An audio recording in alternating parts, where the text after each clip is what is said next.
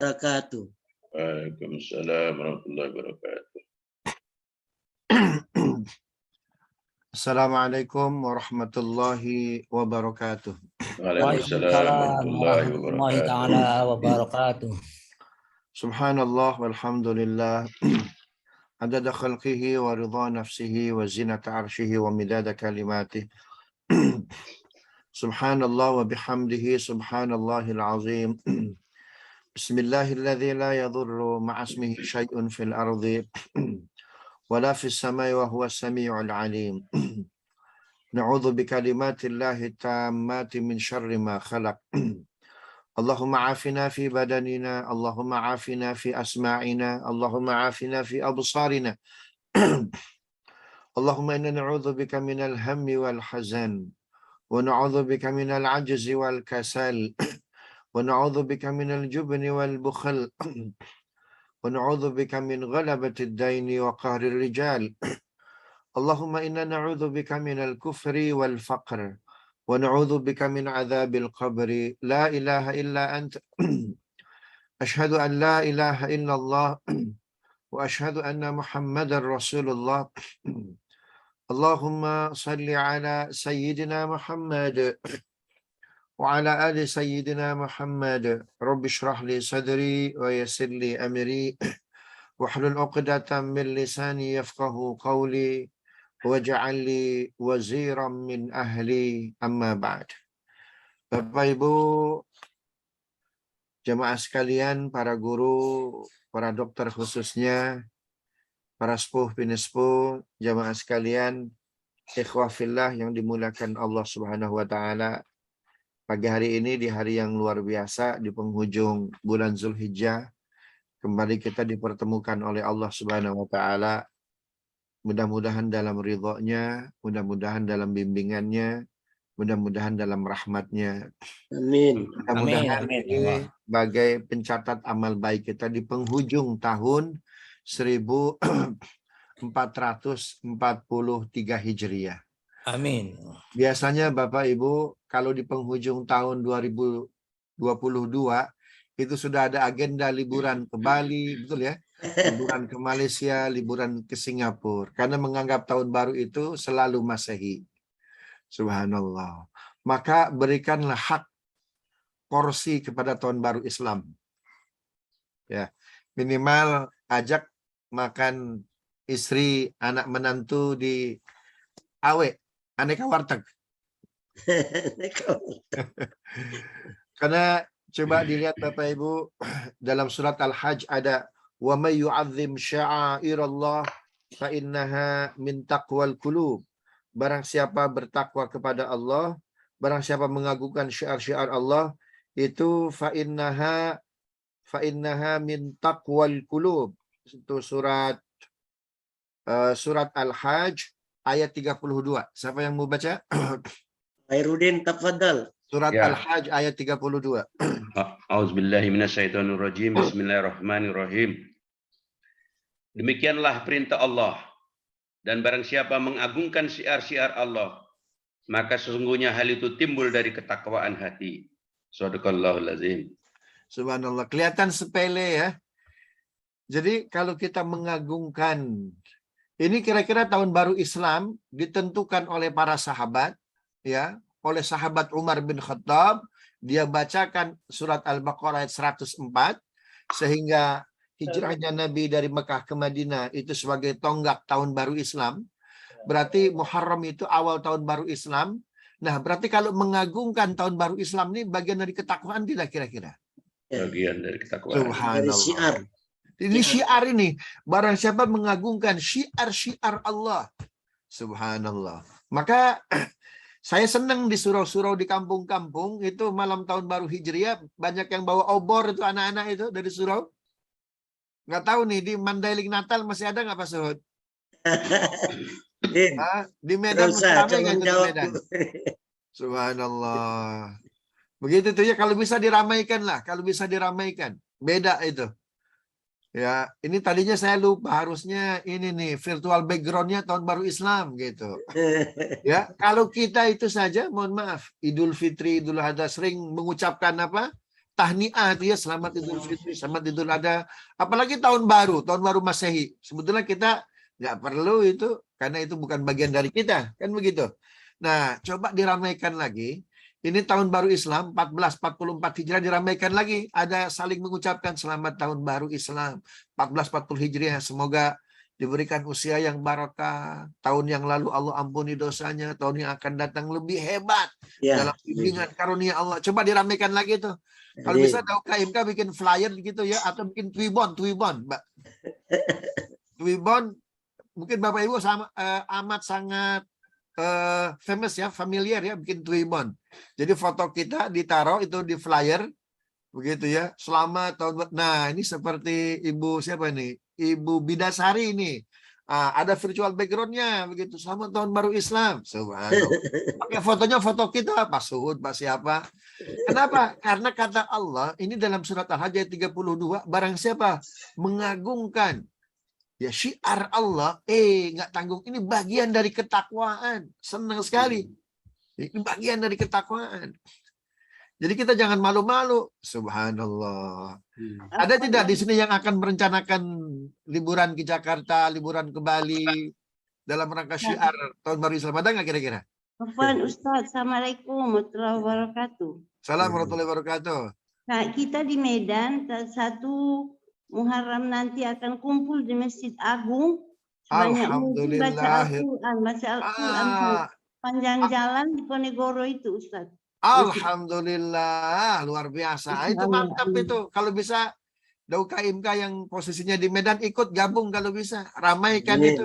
Insyaallah, amin. Ya, ramaikan. Jangan kalah sama Citayam Fashion. Jangan kalah sama SCBD Fashion itu. Subhanallah. Ya kalau di Betawi ini masih rame tuh obor-obor Ustaz. Harus diramaikan itu Pak On, itu harus diramaikan itu. Insya Allah. Ya, apapun kira-kira kegiatannya, kontribusinya, yang jelas tahun baru Islam jangan sepi, jangan. Ya, jangan sepi. Oh, Ustaz, nanti kan kita masih ada corona, bakar tuh coronanya pakai obor. Bakar pakai api itu. Subhanallah. Begitu Bapak Ibu ya. Jadi pertama saya mengingatkan diri saya sendiri, keluarga, Bapak Ibu semua, bahwa ini harus disiarkan. Karena perintah Allah, ayatnya jelas tadi sudah dibaca oleh Pak Khairuddin, artinya itu. Barang siapa mengagungkan syiar Allah, ini bagian dari apa? Bagian dari ketakwaan. Jangan syiar orang lain yang kita sosialisasikan, yang kita ramaikan.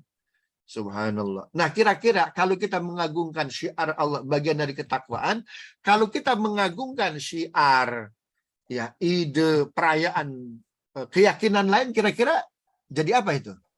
Sebaliknya. Sebaliknya. Ya, sebaliknya itu. Subhanallah. Apalagi bulan Muharram itu, kata Quran, 1 dari 4 bulan yang Allah muliakan. Subhanallah. Ayatnya sudah dibaca tadi. Inna iddatash syuhuri 'indallahi 12 syahran fi kitabillah. يوم خلق السماوات والأرض منها 4 حرم ذلك الدين القيم فلا تظلموا فيهن أنفسكم وقاتلوا المشركين كافة كما يقاتلونكم كافة واعلموا أن الله مع المتقين. Sesungguhnya bilangan bulan di sisi Allah itu ada 12 bulan. Ya, pada saat Allah menciptakan langit dan bumi, 4 diantaranya adalah Ashhurul Hurum, bulan-bulan yang Allah muliakan. Bulan Dzulqa'dah, Dzulhijjah, Muharram. Ini 3 bulan ini berurutan. Dan satu lagi adalah bulan Rajab. Subhanallah. Kita nih disuruh oleh Allah beribadah itu 12 bulan. Tentu berat. Ya. Allah memberikan tahu tidak, dari 12 bulan itu ada 4 bulan yang amat sangat saya cintai. Jadi kalau diibaratkan ujian, ini bocoran soal. Soalnya itu ada 12. Tetapi yang keluar cuma 4. Gitu tuh Bapak Ibu. Kan kita semua dulu waktu masih kuliah, waktu masih SD, senangnya apa itu? Kisi-kisi kan?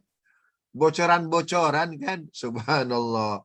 Ada soal 100, tapi yang keluar cuma 4. Subhanallah.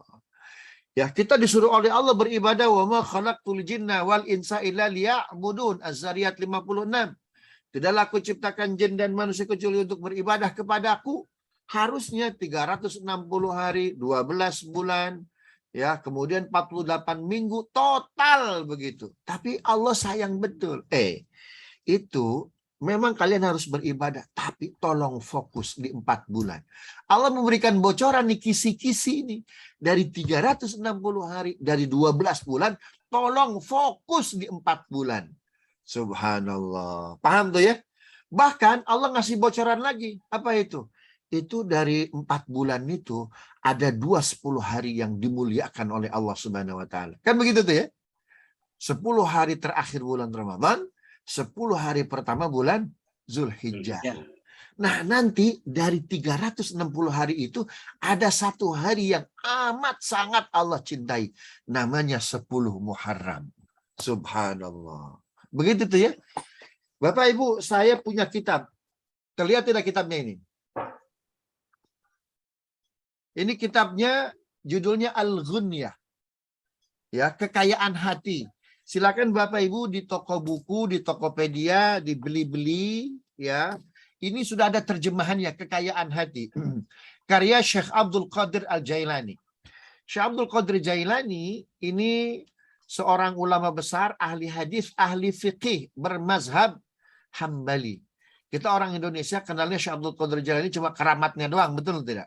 Iya, ya. Ya, kalau ada syukuran, tolong baca Manqobah Syekh Abdul Qadir Jailani, kan begitu tuh ya. Ya. Nah, kita tidak sampai kepada hadis-hadis yang diriwayatkan oleh beliau. Jadi saya pernah melakukan penelitian di Mesir di Al-Azhar, ya, mentakhrij hadis-hadis. Jadi menyeleksi hadis-hadis pada kitab Al-Ghunyah ini yang ditulis oleh Syekh Abdul Qadir Jailani. Jumlah hadisnya dalam kitab ini ada 1583. Ternyata satu pun tidak ada yang maudhu, satu pun tidak ada yang dhaif. Minimum hadisnya pada kitab ini itu hasan, good. Artinya apa? Bisa dijadikan argumen, bisa dijadikan pegangan. Apa kata beliau? Ya, saya bacakan teks Arabnya dulu nih. Jadi Nabi Shallallahu Alaihi Wasallam beliau bersabda, Qala Rasul Shallallahu Alaihi Wasallam, Yawmu Ashura, Yawm khalaqallahu ta'ala samawati fi yawmi Ashura. Tanggal 10 bulan Muharram, Allah selesai menciptakan langit. Wa khalaqal jibal, dan Allah menciptakan langit selesai di tanggal 10 Muharram. Wa khalaqal bihar, Allah selesai menciptakan bumi di 10 Muharram. Wa khalaqal qalam wa khalaqal lauhu, selesai Allah menciptakan al-qalam dan lauhul mahfuz juga tanggal 10 bulan Muharram. Wa khalaqa Adam wa adkhalahul jannah yaum Ashura. Tanggal 10 Muharram juga Allah selesai menciptakan Adam. Jadi Adam itu selesai diciptakan sehingga turun ayat laqad khalaqnal insana fi ahsani taqwim. Selesai diciptakan rohnya, jasadnya itu tanggal 10 Muharram. Jadi kita nih Bapak Ibu ya sempurna diciptakan sebagai manusia, punya roh, punya jasad, tanggal berapa itu? Tanggal 10 Muharram. Ya. Kemudian Allah selesai melahirkan Ibrahim juga, Allah melahirkan Ibrahim lahir tanggal 10 Muharram. Kemudian Ibrahim Allah selamatkan ketika dimasukkan ke dalam api oleh Namrud, ya, la'natullahi alaih, juga tanggal berapa? Tanggal 10 Muharram. Ya, kemudian Ismail alaihissalam itu disembeli oleh Ibrahim tanggal 10 selesai, bukan selesai, selamat itu juga tanggal 10 Muharram. Ya. Wafada ibnahu minadzabi. Kemudian ditenggelamkan Firaun tanggal 10 Muharram. Kemudian Ayub alaihissalam, ya, ini selesai dari musibahnya, penyakitnya, selama 2 tahun itu selesai di bulan Muharram. Kemudian Allah memberikan taubat kepada Adam hingga Adam berdoa, Rabbana zalamna anfusana wa illam taghfir lana wa tarhamna lanakunanna minal khasirin. Itu doa itu diucapkan Adam kapan? 10 Muharram. Jadi nama lain dari 10 Muharram itu Yaumud Du'a, hari berdoa, hari bertaubat. Karena ada mengucapkan doanya Rabbana zalamna dan seterusnya, itu Asyura 10 Muharram. Kemudian Allah mengampuni Daud juga tanggal 10 Muharram. Kemudian Isa alaihi salam dilahirkan dari rahim ibunda Maryam juga 10 Muharram.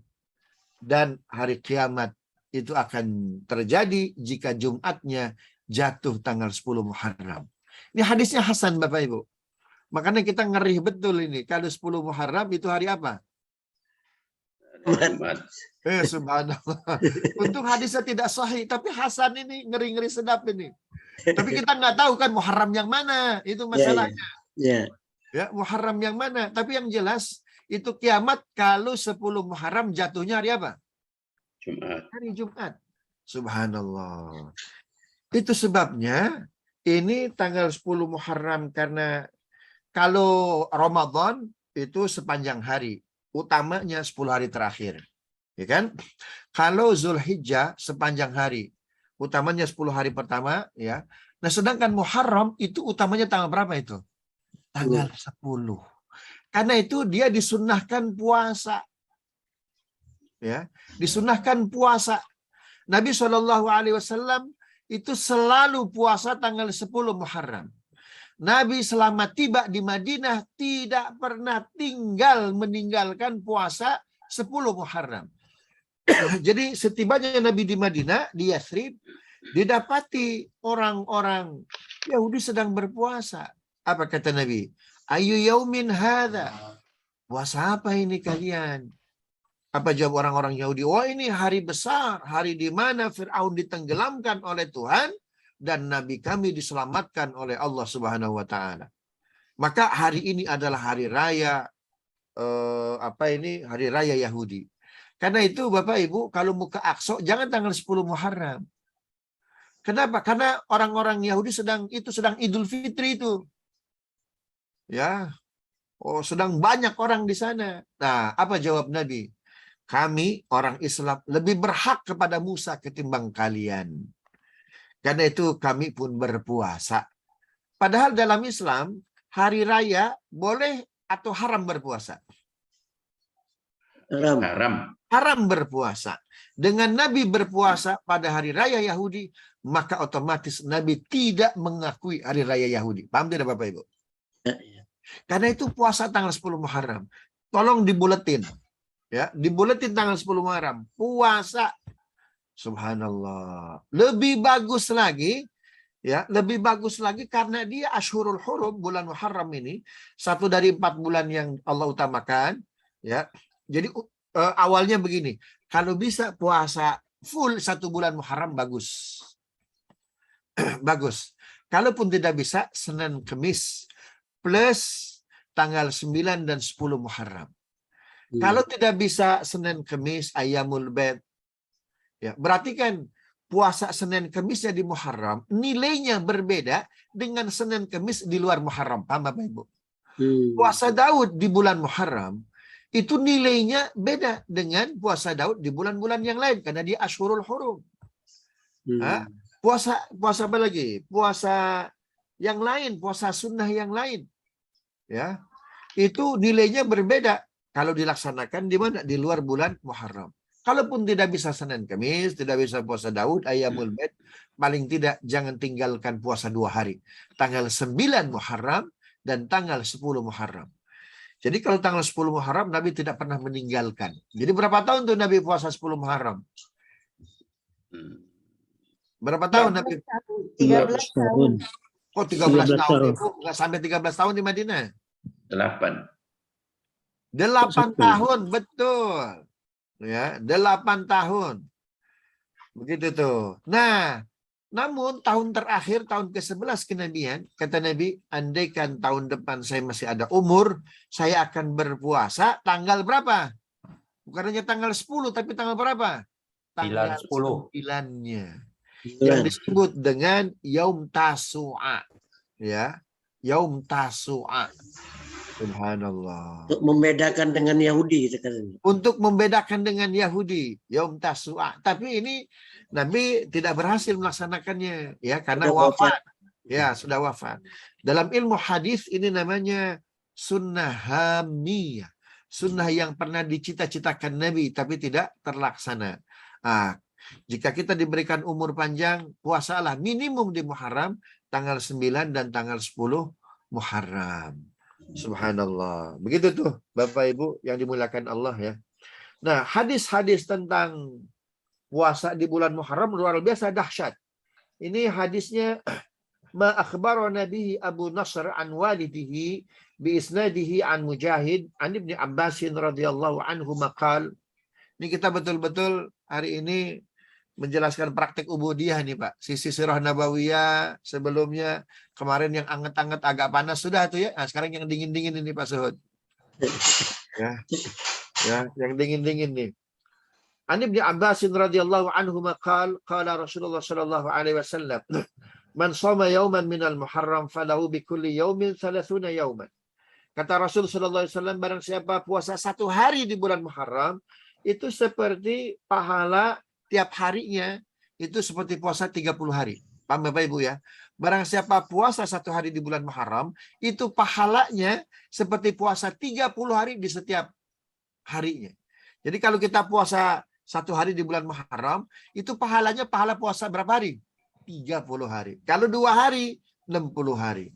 Kalau 3 hari, 90 hari. Subhanallah. Makanya istilahnya apa? Ad-dinul qayyim. Para sahabat Nabi, Bapak Ibu, itu orang yang apa ya? Yang rakus puasa. Nggak sanggup. Jadi para sahabat itu, mohon maaf, itu kalau melihat 2 hal, itu nggak ketahan lagi. Tahu nggak Bapak Ibu? Apa itu? Keropak amal. Para sahabat kalau ngeliat keropak amal itu bawaannya mau ngeluarin duit aja tuh.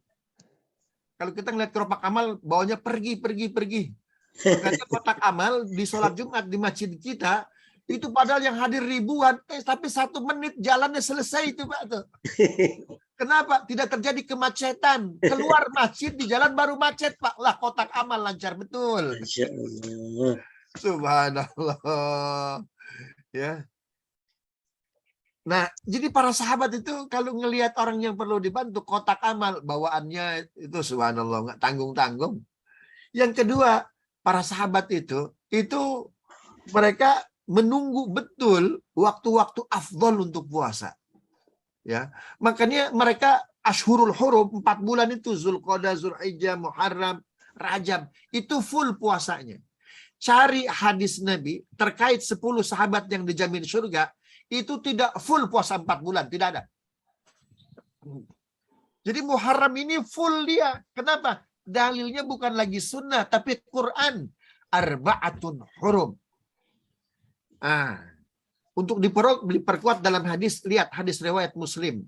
Hadis ini kemudian dikutip kembali oleh Sayyid Sabiq dalam kitabnya Fiqhus Sunnah. Ada sahabat Nabi namanya Abdullah bin Bahilah. Kata Nabi, Abdullah, kok sekarang kurus betul? Perasaan 2 tahun yang lalu terakhir kita ketemu, kamu nggak kurus begini. Ya Rasulullah, sejak terakhir saya ketemu dengan engkau, sampai sekarang saya nggak pernah berbuka. Ya, saya puasa tiap hari Rasul. Subhanallah. Apa kata Nabi? Jangan begitu. Ana asumu wa uftir. Saya Nabi akhir zaman, saya orang yang paling bertakwa. Saya puasa, saya buka. Kalau kamu mau puasa, ya itu puasa Ayyamul Bid aja, ya 13, 14, 15. Apa kata sahabat? Ya Rasulullah, kalau sekedar puasa 3 hari setiap bulan itu mah kecil Rasul. Subhanallah. Tambah lagi Rasul. Ya sudah kalau gitu tambah dengan Senin Kemis. Ya Rasulullah, kalau aku puasa Senin Kemis, saya masih sanggup Rasul. Kan masih ada Selasa, Rebo, Jumat, Sabtu itu kosong Rasul. Ya tambah lagi Rasul. Apa kata Nabi? Ya sudah, ya kau puasa Daud. Sehari puasa, sehari buka, sehari puasa, sehari buka. Ya Rasulullah, kalau sekedar puasa Daud, saya masih sanggup Rasul. Coba lihat iman sahabat tuh Pak. Iman sahabat coba lihat tuh Pak. Subhanallah. Bapak Ibu tahu nggak itu perang Khandaq. Perang Khandaq yang kemarin sempat kita ceritakan, yang pakai parit tuh ya. Itu lebar paritnya berapa meter Bapak Ibu? 10 meter. 10 meter, betul. Terus panjang paritnya berapa meter? Berkilometer ya, lupa. Lebarnya 10 meter, betul Bu, betul 10 meter. Nah Ya. sekarang panjang paritnya, bulatnya, lingkarnya berapa meter? 2 apa 3 kilometer. Waduh, Ya? itu berkilo-kilo. Karena Madinah itu dibuat parit di sekitarnya agar musuh dari depan, dari kiri, dari kanan, dari belakang nggak masuk. Iya. Jadi Madinah itu orang kalau masuk Madinah nggak bisa, kenapa pakai parit? Ya, nggak bisa itu, subhanallah. Tahukah Bapak Ibu, dalam berapa lama itu parit dikerjakan? Ada yang tahu? Ya. 6 hari. Masya Allah. Jadi kalau ingin tahu semangatnya umat Islam, lihat ketika perang Khandaq. Lebar parit 10 meter, panjang parit sekitar Madinah, sekeliling Madinah. Madinah luasnya Bapak Ibu? Luas. Luas betul. Tanah haram itu, ya, tanah haram itu Bapak Ibu yang dimuliakan Allah, itu pintu masuknya disebut tanah haram, itu mulai dari airport Madinah, tahu Bapak Ibu ya? Ya. Nah, itu sebelah utaranya. Kemudian sebelah selatannya itu Masjid Bir Ali, tempat miqat Dzul Hulaifah. Besar ya, luas. Subhanallah. Kemudian sebelah timurnya mana? Ada yang tahu nggak sebelah timurnya? Hah? Sebelah timur Masjid Nabawi itu yang mau Majma Mushaf. Itu apa itu semacam lembaga penulisan Al-Quran. Itu sebelah timurnya. Cetakan Al-Quran ya.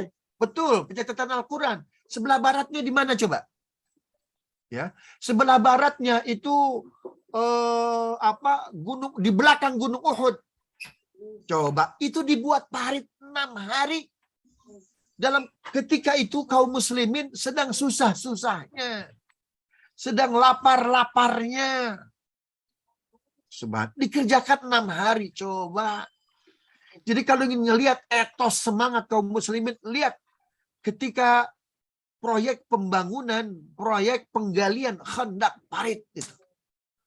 Subhanallah. Dan ternyata tidak ada seorang pun sahabat yang tidak puasa. Tidak puasa. Kenapa ketika itu tidak ada yang puasa? Karena ekonomi sedang susah. Kata Nabi, sudah kita puasa sekalian. Tahukah Bapak Ibu, bagaimana para sahabat berbuka dan bersahur? Itu 1 biji kurma dibagi 7 orang. Saya tanya, ada tidak kurma yang besarnya seperti mangga? Ada nggak? Sebesar-besarnya biji kurma, ya segini gitu. Seperti ambar, ya kurma ambar. Itu paling besar segitu. Ya. Dibagi 7 orang bukanya. Sahurnya 1 butir dibagi 7 orang. Subhanallah. Modalnya itu tuh. Tapi subhanallah, dari semangatnya luar biasa, ibadahnya luar biasa, keyakinannya luar. Dan nggak ada yang ngeluh kala itu. Dan semua sahabat semangat. Kenapa? Nabi jadi contoh. Ya, kalau sahabat berbagi 1 butir kurma, Nabi berbagi 1 butir kurma dengan 13 istrinya, dengan 12 istrinya. Coba. Jadi Nabi orang yang pertama kali apa? Pertama kali kenyang, dan terakhir orang yang pertama kali lapar, terakhir kali apa? Kenyang. Role model ini yang luar biasa. Subhanallah. Jadi dalam hadis sahih tidak ditemukan 10 sahabat ini itu di Dzulqa'dah, Dzulhijjah, Muharram, Rajab, itu puasanya hanya Senin Kamis, hanya puasa Daud, Ayyamul Bait, nggak ketemu saya. Jadi mereka Dzulqa'dah full. Berapa hari puasa? 30 hari. Dzulhijjah full kecuali tanggal 10, 11, 12, 13. Ya, Muharram full. Subhanallah. Apalagi Rajab. Full. Nah, ada seorang ulama besar namanya Ibnu Katsir, dalam surah Nabawiyahnya ada berapa itu? Jadi ada 8 bulan itu para sahabat puasanya full. 8 atau 7 bulan. Itu dari mulai Rajab. Rajab full. Sya'ban full. Ramadan jelas harus full. Syawal, Dzulqa'dah, Dzulhijjah, Muharram. 7 bulan. Ini full puasa 3 bulan. Ini para sahabat. Ya, itu kata Ibnu Katsir, ma wajadtu min ahaditsan Nabi sallallahu alaihi wasallam illa samahu mubasysyaruna bil jannah kamilan. Aku tidak mendapatkan, kata Ibnu Katsir, riwayat-riwayat hadis-hadis yang menjelaskan para sahabat yang dijamin surga jumlahnya 10, kecuali di 7 bulan ini puasa full. Subhanallah.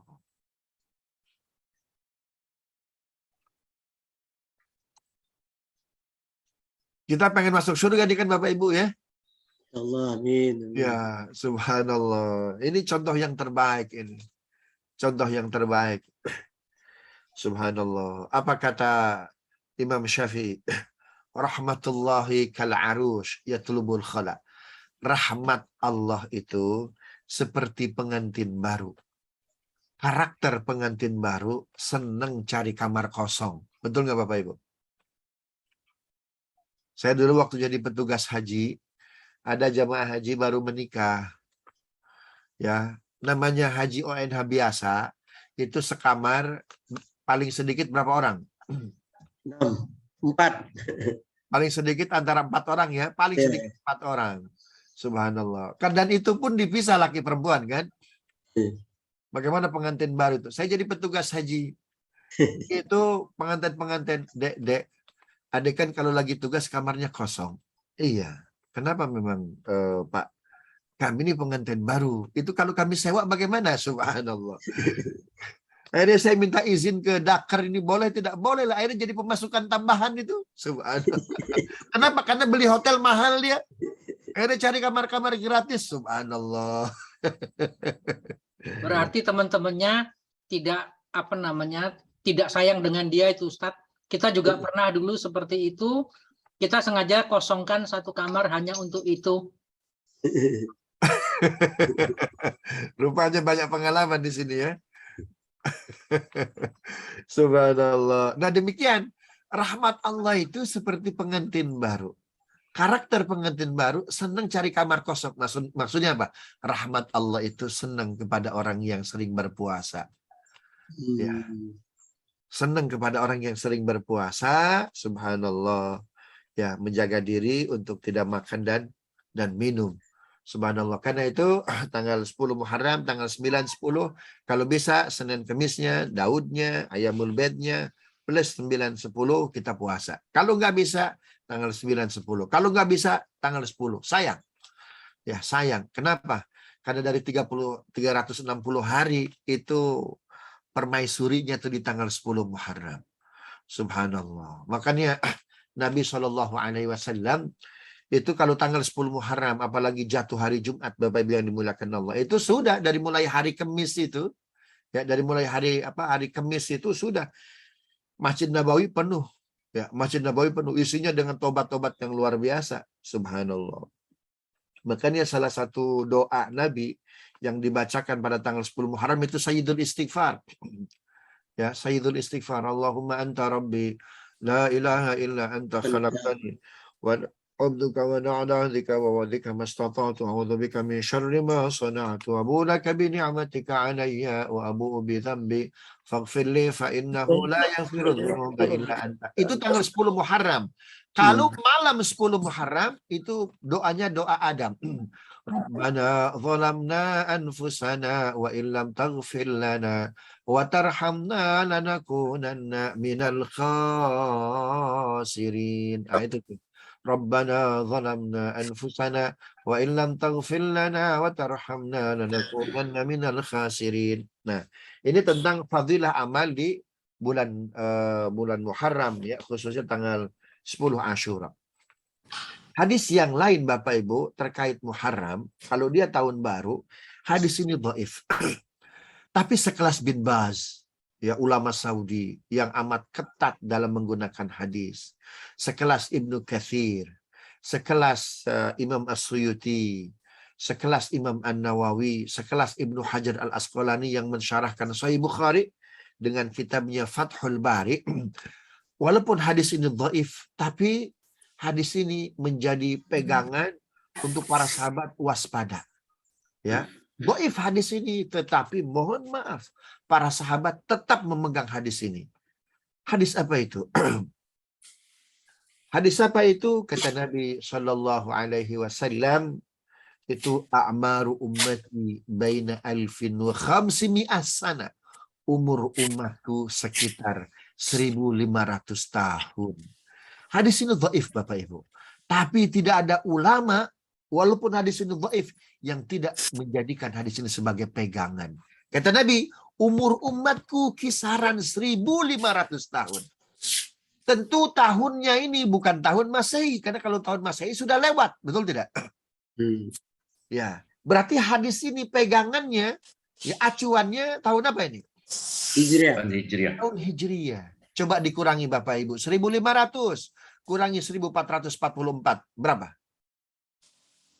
56. 56 tahun lagi Bapak Ibu. Subhanallah. Hah? 56 Jadi tahun kalau- lagi tinggal ni Pak. Kenapa? 56 tahun le umur Nabi.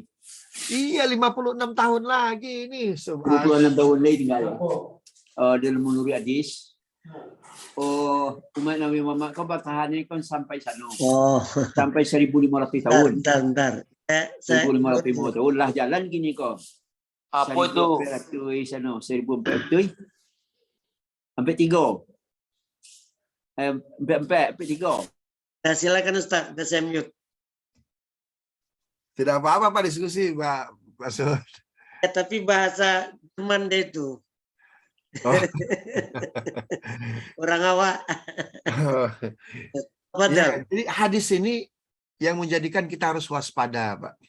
Kalau katulampa kan ada di level sekian meter, kita mesti waspada. Nah, ini hadis ini harus dijadikan waspada. Bin Baz itu, Pak, dia meninggalkan hadis dhaif, betul nggak? Syekh Al-Albani, ya. Albani itu orang dari Albania yang jadi acuan ulama di Arab Saudi itu, Pak.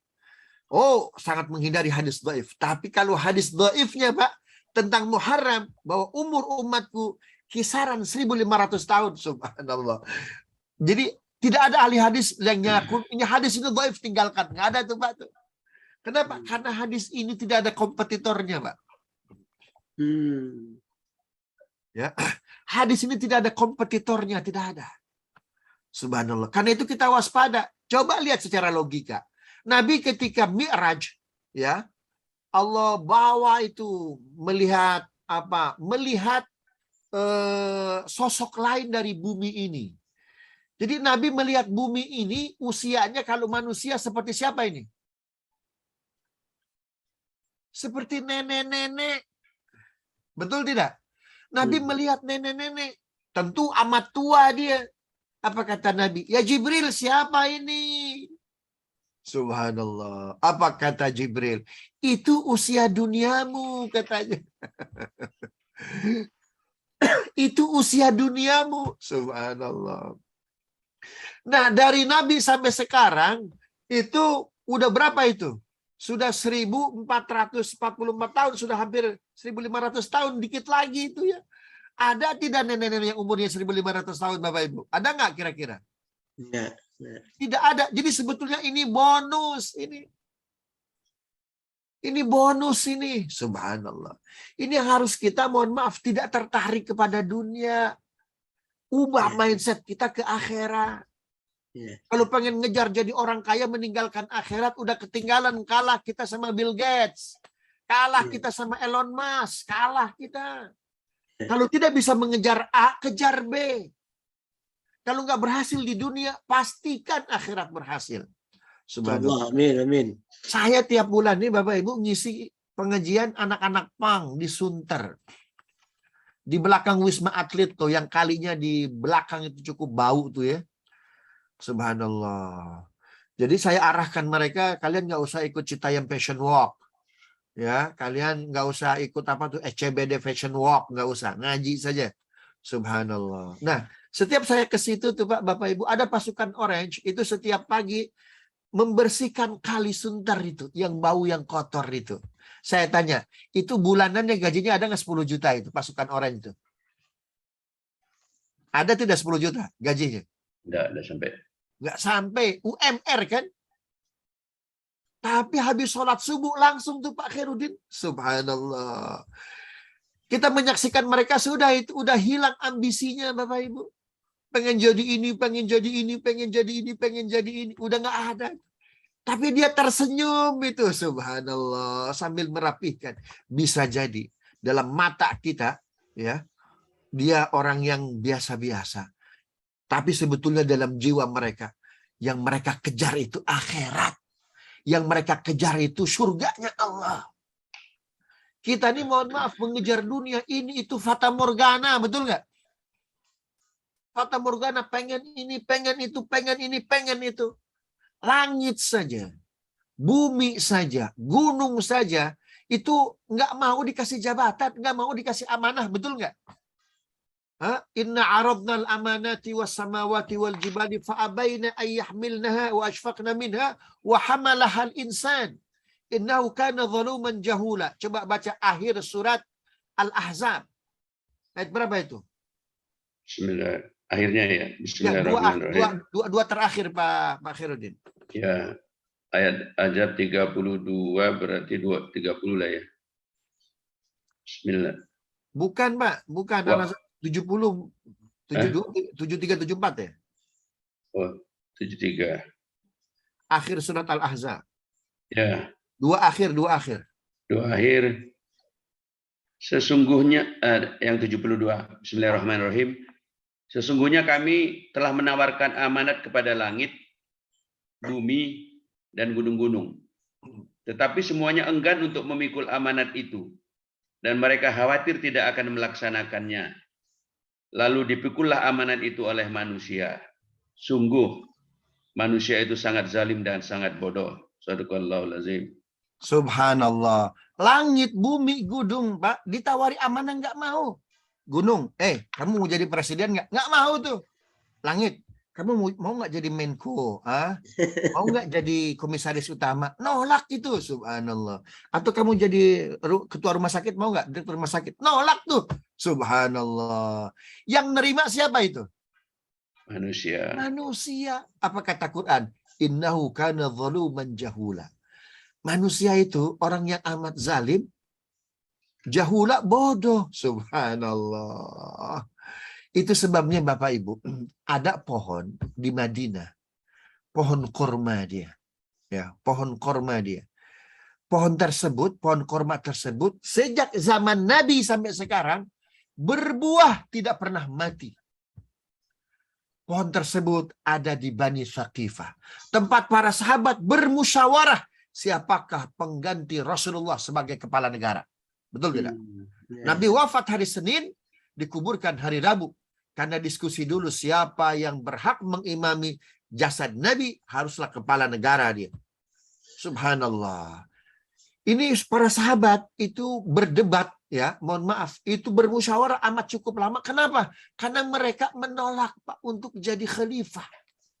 Nggak ada yang mengusulkan diri, itu nggak ada yang mau Pak. Semua mengajukan yang lain, Subhanallah. Nah, sehingga pohon korma menyaksikan Pak, bagaimana solehnya sahabat. Mereka menghindari jabatan Pak. Sehingga pohon yang menyaksikan solehnya sahabat. Mereka tidak berebut kekuasaan Pak. Itu solehnya sahabat. Itu mohon maaf, punya energi positif. Sehingga pohon korma sejak itu Pak. Sampai hari ini tidak pernah mati. Selalu berbuah. Dan rindangnya luar biasa. Itu di depan Hotel Movenpick Bapak Ibu. Kalau Ibu pernah ke Madinah, di depan Hotel Movenpick itu ada kebun kurma. Itu tidak akan pernah ditebang oleh pemerintah kerajaan Arab Saudi. Kenapa? Karena pohon itu sejak zaman Nabi sampai sekarang ada. Bukti pohon tersebut menyaksikan solehnya para sahabat. Tidak berebut kekuasaan. Subhanallah. Kenapa banyak pohon yang mati di antara kita, Pak? Kenapa banyak pohon mati, terbakar tuh Pak tuh di negeri kita? Kenapa kira-kira tuh? Karena menyaksikan hausnya kekuasaan manusia. Allahu Akbar. Itu pohon saja yang tidak berakal tuh Pak.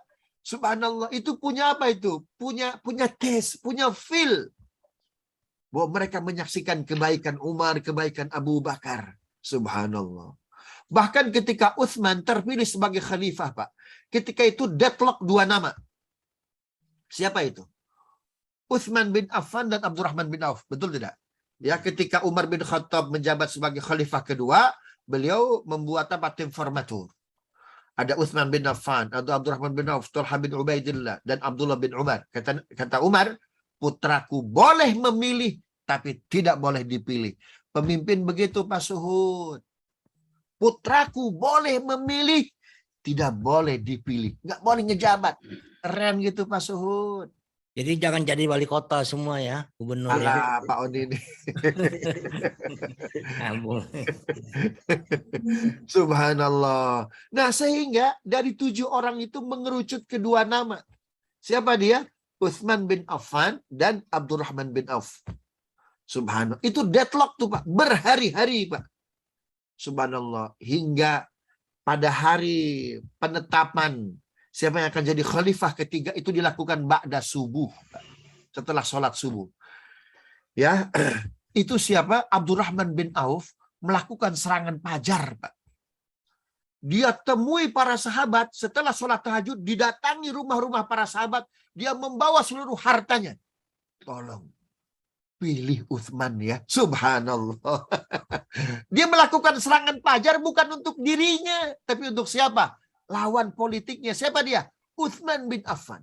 Tolong doakan Utsman yang jadi khalifah. Tolong doakan Utsman. Itu rumah sahabat Pak, khususnya yang fakir Pak, didatangi oleh Abdurrahman bin Auf. Tolong doakan Utsman yang jadi khalifah. Tolong doakan Utsman jadi khalifah.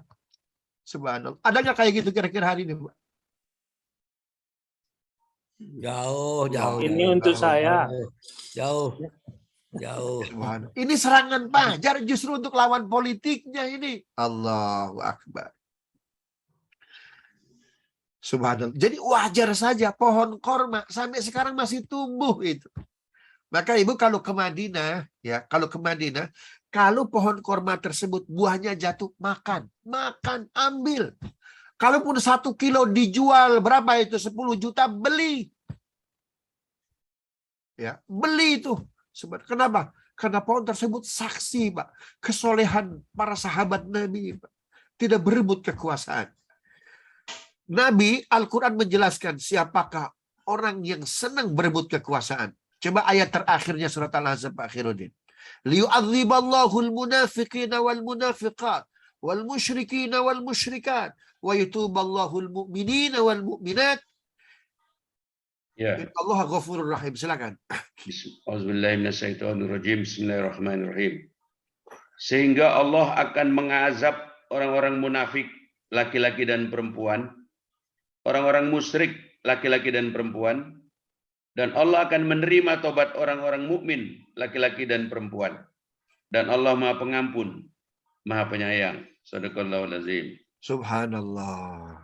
Karena itu Bapak Ibu yang dimuliakan Allah, ketika langit, bumi, gunung itu ditawari amanat menolak, ya, hanya manusia yang menerima. Quran menjelaskan ada 2 jenis manusia yang menerima amanah. Yang memegang amanah, yang berebut amanah, berebut kekuasaan. Siapa dia? Orang munafik dan orang musyrik. Betul tidak? Nah, sedangkan orang beriman, ya, dia terima amanah tapi dia kembalikan kepada Allah. Subhanallah. Loh, kalau amanah dikembalikan kan faktanya Abu Bakar dia memegang amanah. Kan begitu kan? Umar memegang amanah sebagai khalifah kedua. Utsman memegang amanah. Ali memegang amanah. Ya, setelah amanah itu dikembalikan lagi kepada Allah, nanti Allah yang akan memilih kita. Allah yang akan menentukan kita jadi khalifah, jadi presiden, jadi menteri. Amanah jangan pernah dipinta. Tapi apa itu? Diberikan oleh Allah. Yang kita lakukan apa? Pemantasan. Pantas nggak kita jadi khalifah? Layak nggak kita jadi pemimpin? Subhanallah. Apa kata Abu Bakar Siddiq? orang semakin bodoh, semakin tertarik untuk jadi penguasa, semakin tertarik untuk lama-lama berkuasa. Ngeri itu, Bapak Ibu. Itu kata Abu Bakar itu. Subhanallah. Nah, amanah itu hanya akan diberikan kepada 2 orang oleh Allah Subhanahu wa taala. Al-Mujadilah ayat 11. Yarfa'illahu alladhina amanu minkum walladhina utul ilma darajat. Silakan. Bismillahirrahmanirrahim. Bismillahirrahmanirrahim.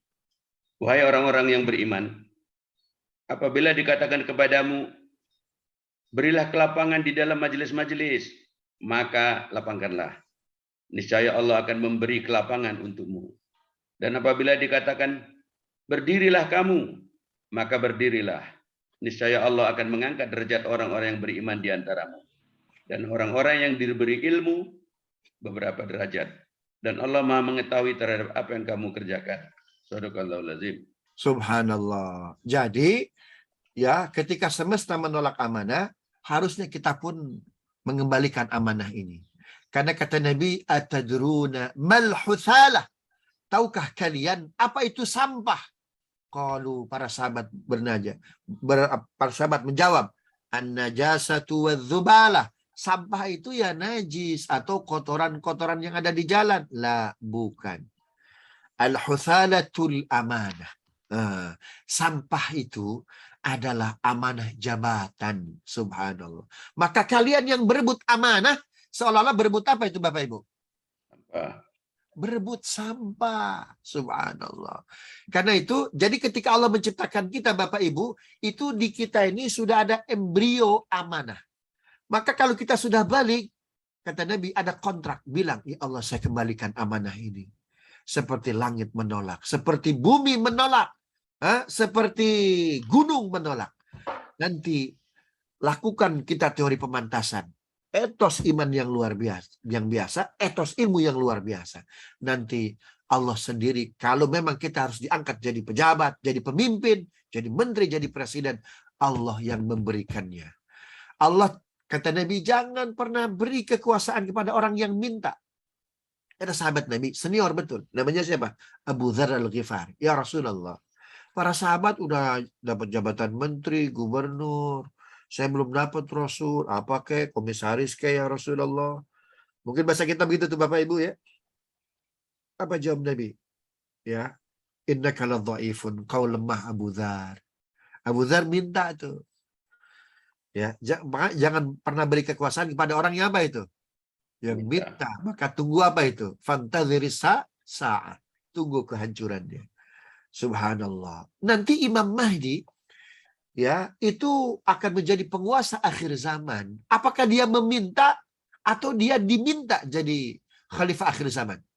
Diminta. Dia diminta dan dia tidak tahu bahwa dirinya adalah Imam Mahdi.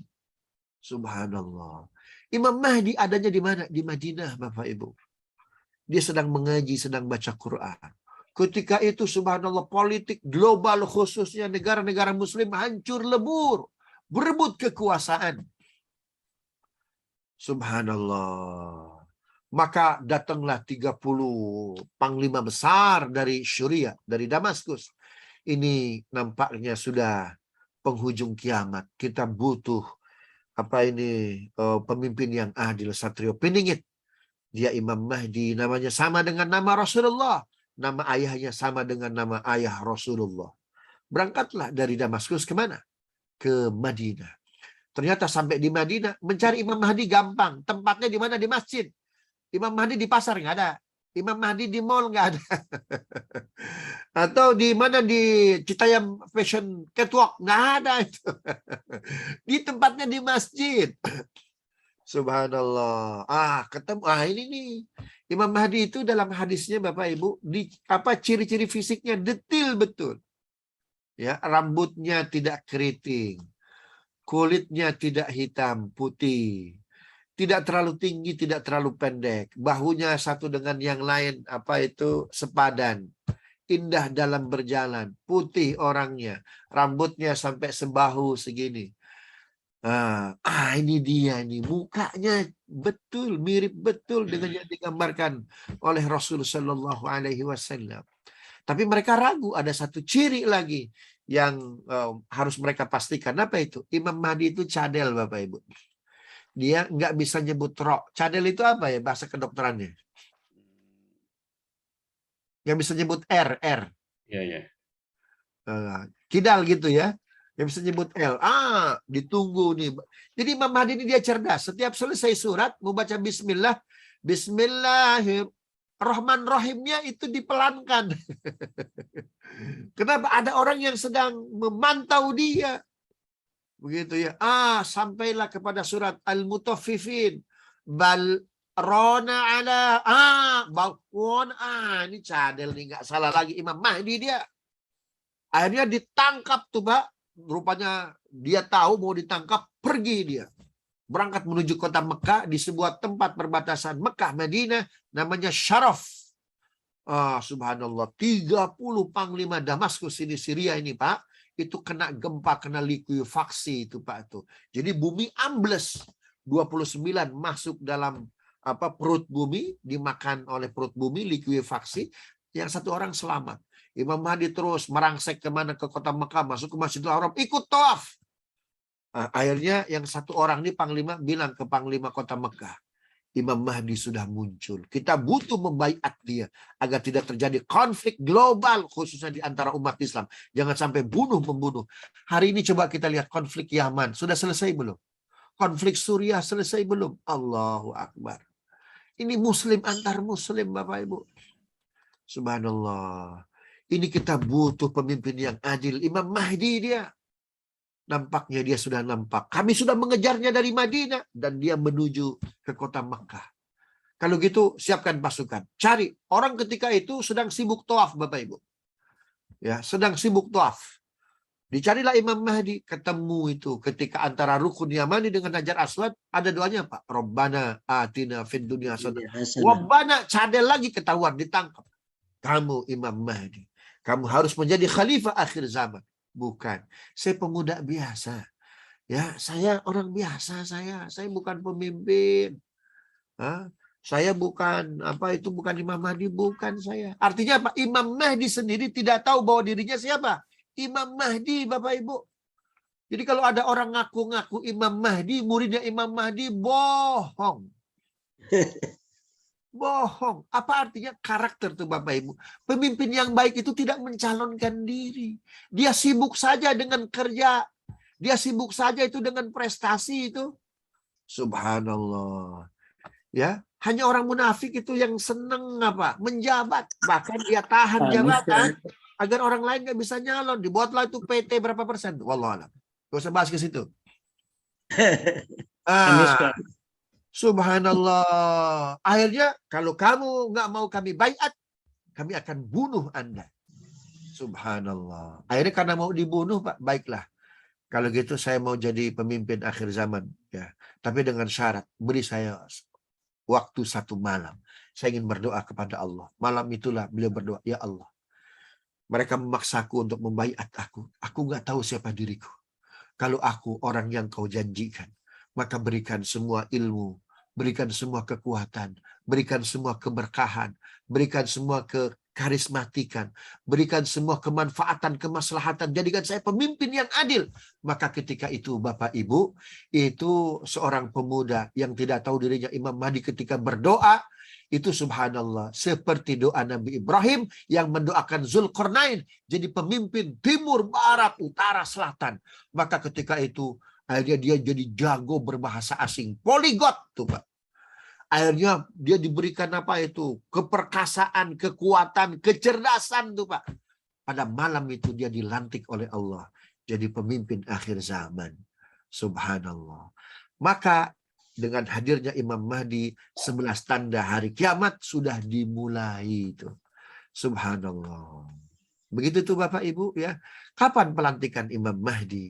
Dilantik dia menjadi ratu piningit, ratu adil. 10 Muharram. 10 Muharram. Tapi kita nggak tahu Muharram yang mana. Tapi yang jelas di depan kita adalah Muharram. Ya. Gitu ya. Wallahu a'lam bishawab. Ini hadis-hadis bocoran sebetulnya dari Rasul Shallallahu Alaihi Wasallam. Kenapa mesti saya sampaikan? Karena berkenaan dengan Muharram. Ya, dan para ulama walaupun hadis itu dhaif, tapi subhanallah sekelas bin Baz, sekelas Albani, sekelas Ibnu Hajar Al-Asqalani tidak mengabaikan hadis ini. Jadi kewaspadaan bagi kita bahwa kita tidak selamanya di muka bumi. Wallahu a'lam bishawab. Mudah-mudahan bermanfaat Pak Suhud dan Ibu Bapak semua. Baik. Alhamdulillah, jazakallah khair, masya Allah, barakallah.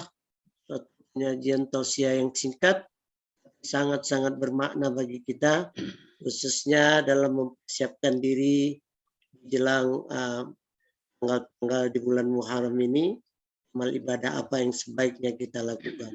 Baik, forum diskusi saya buka. Ya. Silakan langsung, siapa mau bertanya? Silakan. Saya lihat Bukit Tinggi, sudah hand raising itu. Matt Rizal, Fadal. Ya. Assalamualaikum warahmatullahi wabarakatuh. Salam. Terima kasih moderator yang mulia. Pertanyaan saya tadi sudah menyinggung mengenai masalah Imam Mahdi. Imam Mahdi itu sebetulnya apa? Sampai hari ini memang dia sudah dilahirkan atau menunggu orangnya akan dilahirkan? Itu pertanyaan saya, Ustaz. Yang kedua, puasa.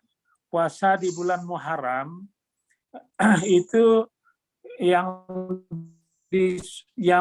kuat sunnahnya itu tanggal 10-nya saja atau tanggal 9, 10 atau memang 1 bulan penuh itu. Terima kasih Ustaz. Assalamualaikum warahmatullahi wabarakatuh. Waalaikumsalam. Mau langsung atau disimpan dulu, Ustaz? Silakan disimpan dulu Ya, Pak. simpan dulu ya. Silakan, Khairuddin Lubis. Saya lihat mau bertanya itu. Assalamualaikum warahmatullahi wabarakatuh. Waalaikumsalam. Yang ingin kami tanyakan mengenai Syekh Abdul Qadir Al-Jailani, ya Ustaz. Ini kita memandangnya itu sebagaimana, terhadap dia itu sebagaimana kita sebaiknya. Karena ada yang ngomong, kamu kok terlalu seperti itu. Nah, kira-kira bagaimana ya Ustaz? Terima kasih Pak Ustaz. Di pandangan terhadap saya. Ya kan kita akan dia diagungkan. Kita ngapain ya gitu. Harus langsung ke Allah kan gitu. Mohon keterangan Pak Ustaz. Baik, saya pikir ada lagi mau dikumpulkan 3. Silakan. Cukup lah, jawab dulu lah. Ya, silakan. Mau tanya. Oh, silakan. Assalamualaikum warahmatullahi wabarakatuh, Pak Ustadz. Ya, siapa ini? Dokter Ine ya? Ine, maaf ini op kamera ya lagi mau jalan. Ya, baik. Iya, tadi disampaikan sama Pak Ustadz gitu kan, bahwa pemimpin-pemimpin yang amanah itu justru menolak kekuasaan. Nah, sementara kan kalau yang berebut kekuasaan itu adalah munafikun dan musyrikin. Nah, di negara kita ini kan kecenderungannya berebut kekuasaan justru gitu ya kan. Nah, untuk nanti misalnya pemilihan kepala negara atau kepala daerah yang kita tahu adalah bahwa mereka daripada katanya adalah orang munafikin dan musyrikin, bagaimana sebaiknya kita memilih Pak Ustadz? Apakah abstain saja atau harus memilih di antara pemimpin-pemimpin yang munafik dan musyrikin itu? Itu saja pertanyaannya Pak Ustadz. Terima kasih. Assalamualaikum warahmatullahi wabarakatuh. Waalaikumsalam. Wah, ini cukup berisi di pertanyaan. Apa dah Ustaz? 3 pertanyaan dulu. Baik, jazakallah khair. Pertanyaan dari Pak Matt Rizal terkait Imam Mahdi. Apakah sudah ada atau ini baru ada orang tuanya yang akan melahirkannya? Maka jawabannya wallahu a'lam. Saya tidak bisa menjawab. Begitu ya. Orang-orang yang mengaku sebagai Imam Mahdi jelas itu bohong. Karena Imam Mahdi sendiri tidak pernah, bahkan tidak tahu bahwa dirinya adalah Imam Mahdi. Ini sesuai dengan surat Al-Ahzab. Dia jangankan meminta jabatan. Dirinya Imam Mahdi aja dia nggak tahu. Apalagi bikin kartu nama. Siapa namanya? Imam Mahdi.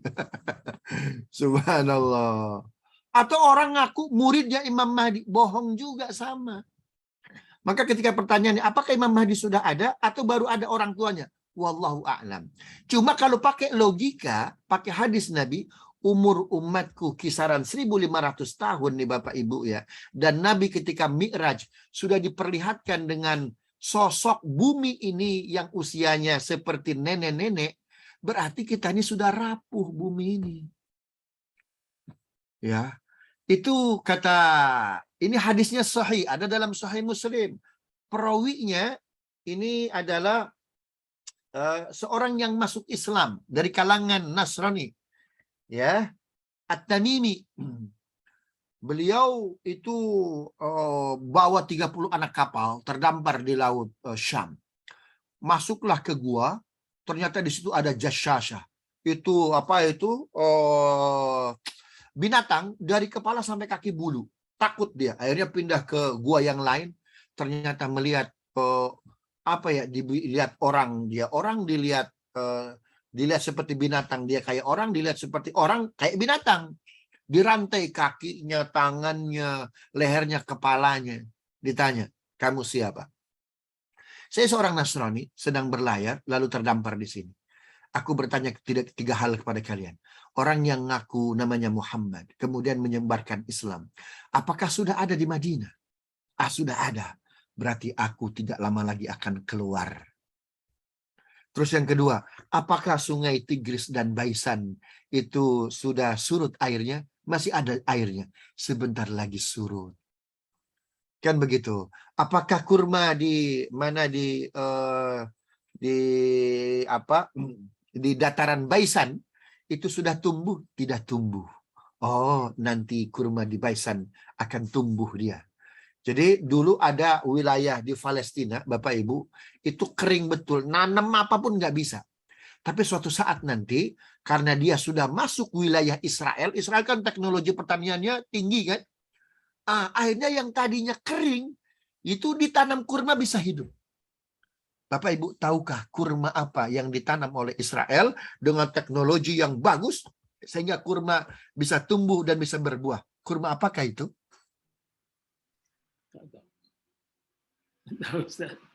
Hah? Bapak Ibu suka makan itu mejol. Mejong. Kurma mejol. Pernah makan nggak? Iya, pernah Ustaz sering. Lebih enak ajwa. Lebih enak mejol. Jujur Bu, jujur. Lembut mejol. Bilang aja lebih enak mejol kan?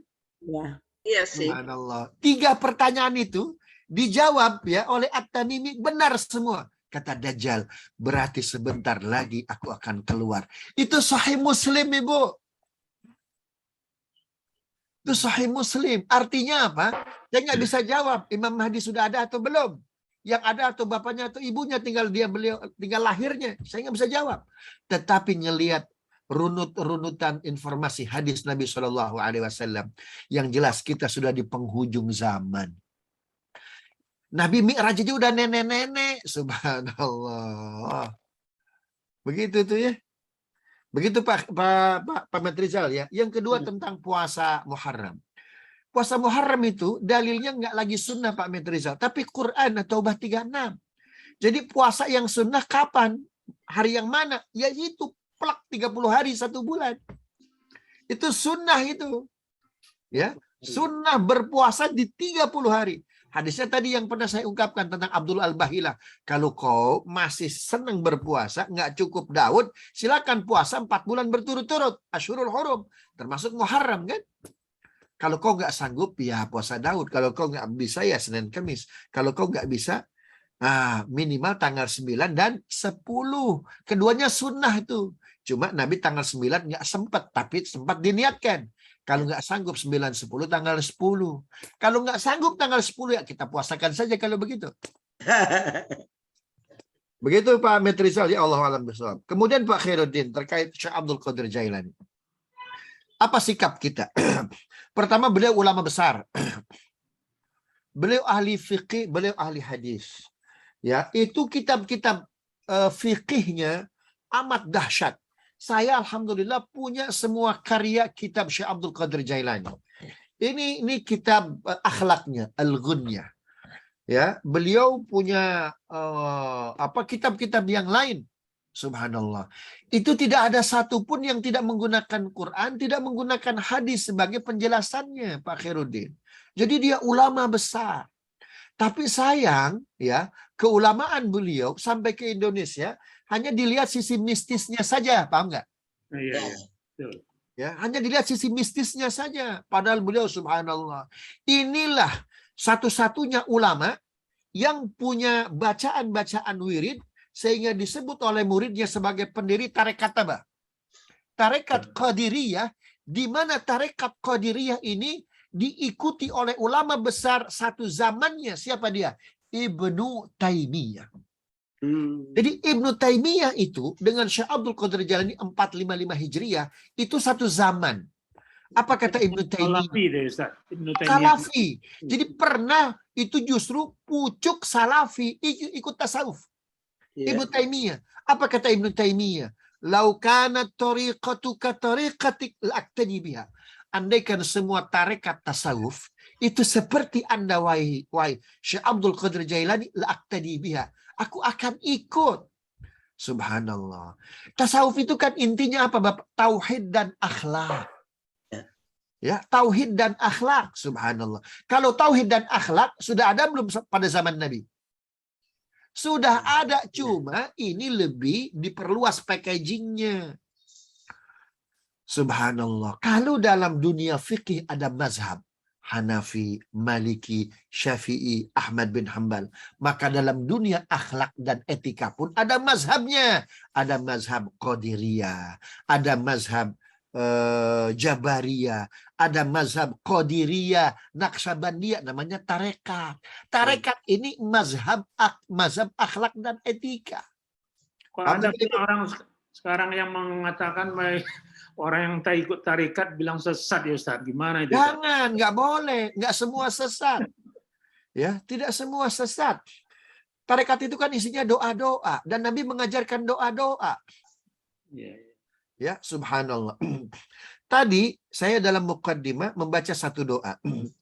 Subhanallah adada khalqihi wa ridha nafsihi wa zinata arshihi wa midada kalimati. Ini zikir Nabi hadiahkan untuk salah seorang istrinya yang bapaknya Yahudi. Siapakah beliau? Juwairiyah binti Al-Harith bin Dirar. Jadi Juwairiyah ini nggak kebayang Bapak Ibu. Bapaknya mati oleh pasukan Rasulullah. Suaminya mati oleh pasukan Rasulullah. Ya, itu kakaknya, adik-adiknya yang laki-laki mati di tangan pasukan Rasulullah. Tapi dalam sejarahnya Juwairiyah adalah istri Rasulullah. Kebayang nggak? Ya, ada, mohon maaf, jangankan istri Pak ya. Kita punya anak. Ya. Kita punya anak nih, subhanallah. Itu suami anak kita dibunuh sama si X. Ya, kemudian anak-anak laki-laki kita dibunuh oleh si X. Ternyata si X itu jadi menantu kita, Pak. Kebayang nggak? Nggak kebayang. Subhanallah. Inilah akhlak Rasulullah SAW. Singkat cerita, setelah Juwairiyah masuk Islam, dia merasa banyak ketertinggalan dari istri-istri Rasul yang lain. Ya Rasulullah, aku banyak ketertinggalan. Apalagi dengan Aisyah, dengan Hafsah. Maka berikan aku satu amal yang tidak terlalu aku ketinggalan jauh dari mereka. Apa kata Nabi? Quli, baca ini setiap pagi. Subhanallah, walhamdulillah. Adada khalqihi, wa ridha nafsihi, wa zinata arsyi, wa midada kalimati. Maha suci Allah, sebanyak makhluk bertasbih. Sebanyak arsy engkau bertasbih. Sebanyak kalimat-kalimat bertasbih. Sebanyak bumi dan langit semua bertasbih. Itulah tasbihku. Subhanallah. Maka setelah itu ketika haji wada Bapak Ibu, Nabi pulang dari Mekah, ya, karena itu ketika mau sholat di sebuah perbatasan namanya Ghadir Khum, itu terjadi mega. Jadi awan langit tertutup mega sehingga arah kiblat nggak kelihatan. Nah, memang mega ini suka menutup Bapak Ibu. Subhanallah. Sehingga arah kiblat nggak kelihatan, tertutup mega itu. Subhanallah. Sehingga sekelas Nabi saja ini kita kiblatnya kemana ya? Apa kata Juwairiyah? Ya Rasulullah, itu kiblatnya. Subhanallah. Dibuka mata batinnya Bapak Ibu yang dimuliakan Allah Subhanahu wa Ta'ala. Ada ulama besar kita, Syekh Nawawi Al-Bantani. Ya, saya pernah, ini kalau nggak salah pernah cerita di sini ya. Pernah. Kalau gitu nggak usah diulang lagi, jangan. Diulang lah, diulang. Prof. Jangan lah, jangan. Ulang, Ustaz, biar lebih mantap lagi. Diulang. Bosan itu. Itu ya. Jadi Syekh Abdul Qadir Jailani, bagaimana sikap kita? Tempatkan dia sebagai ulama besar.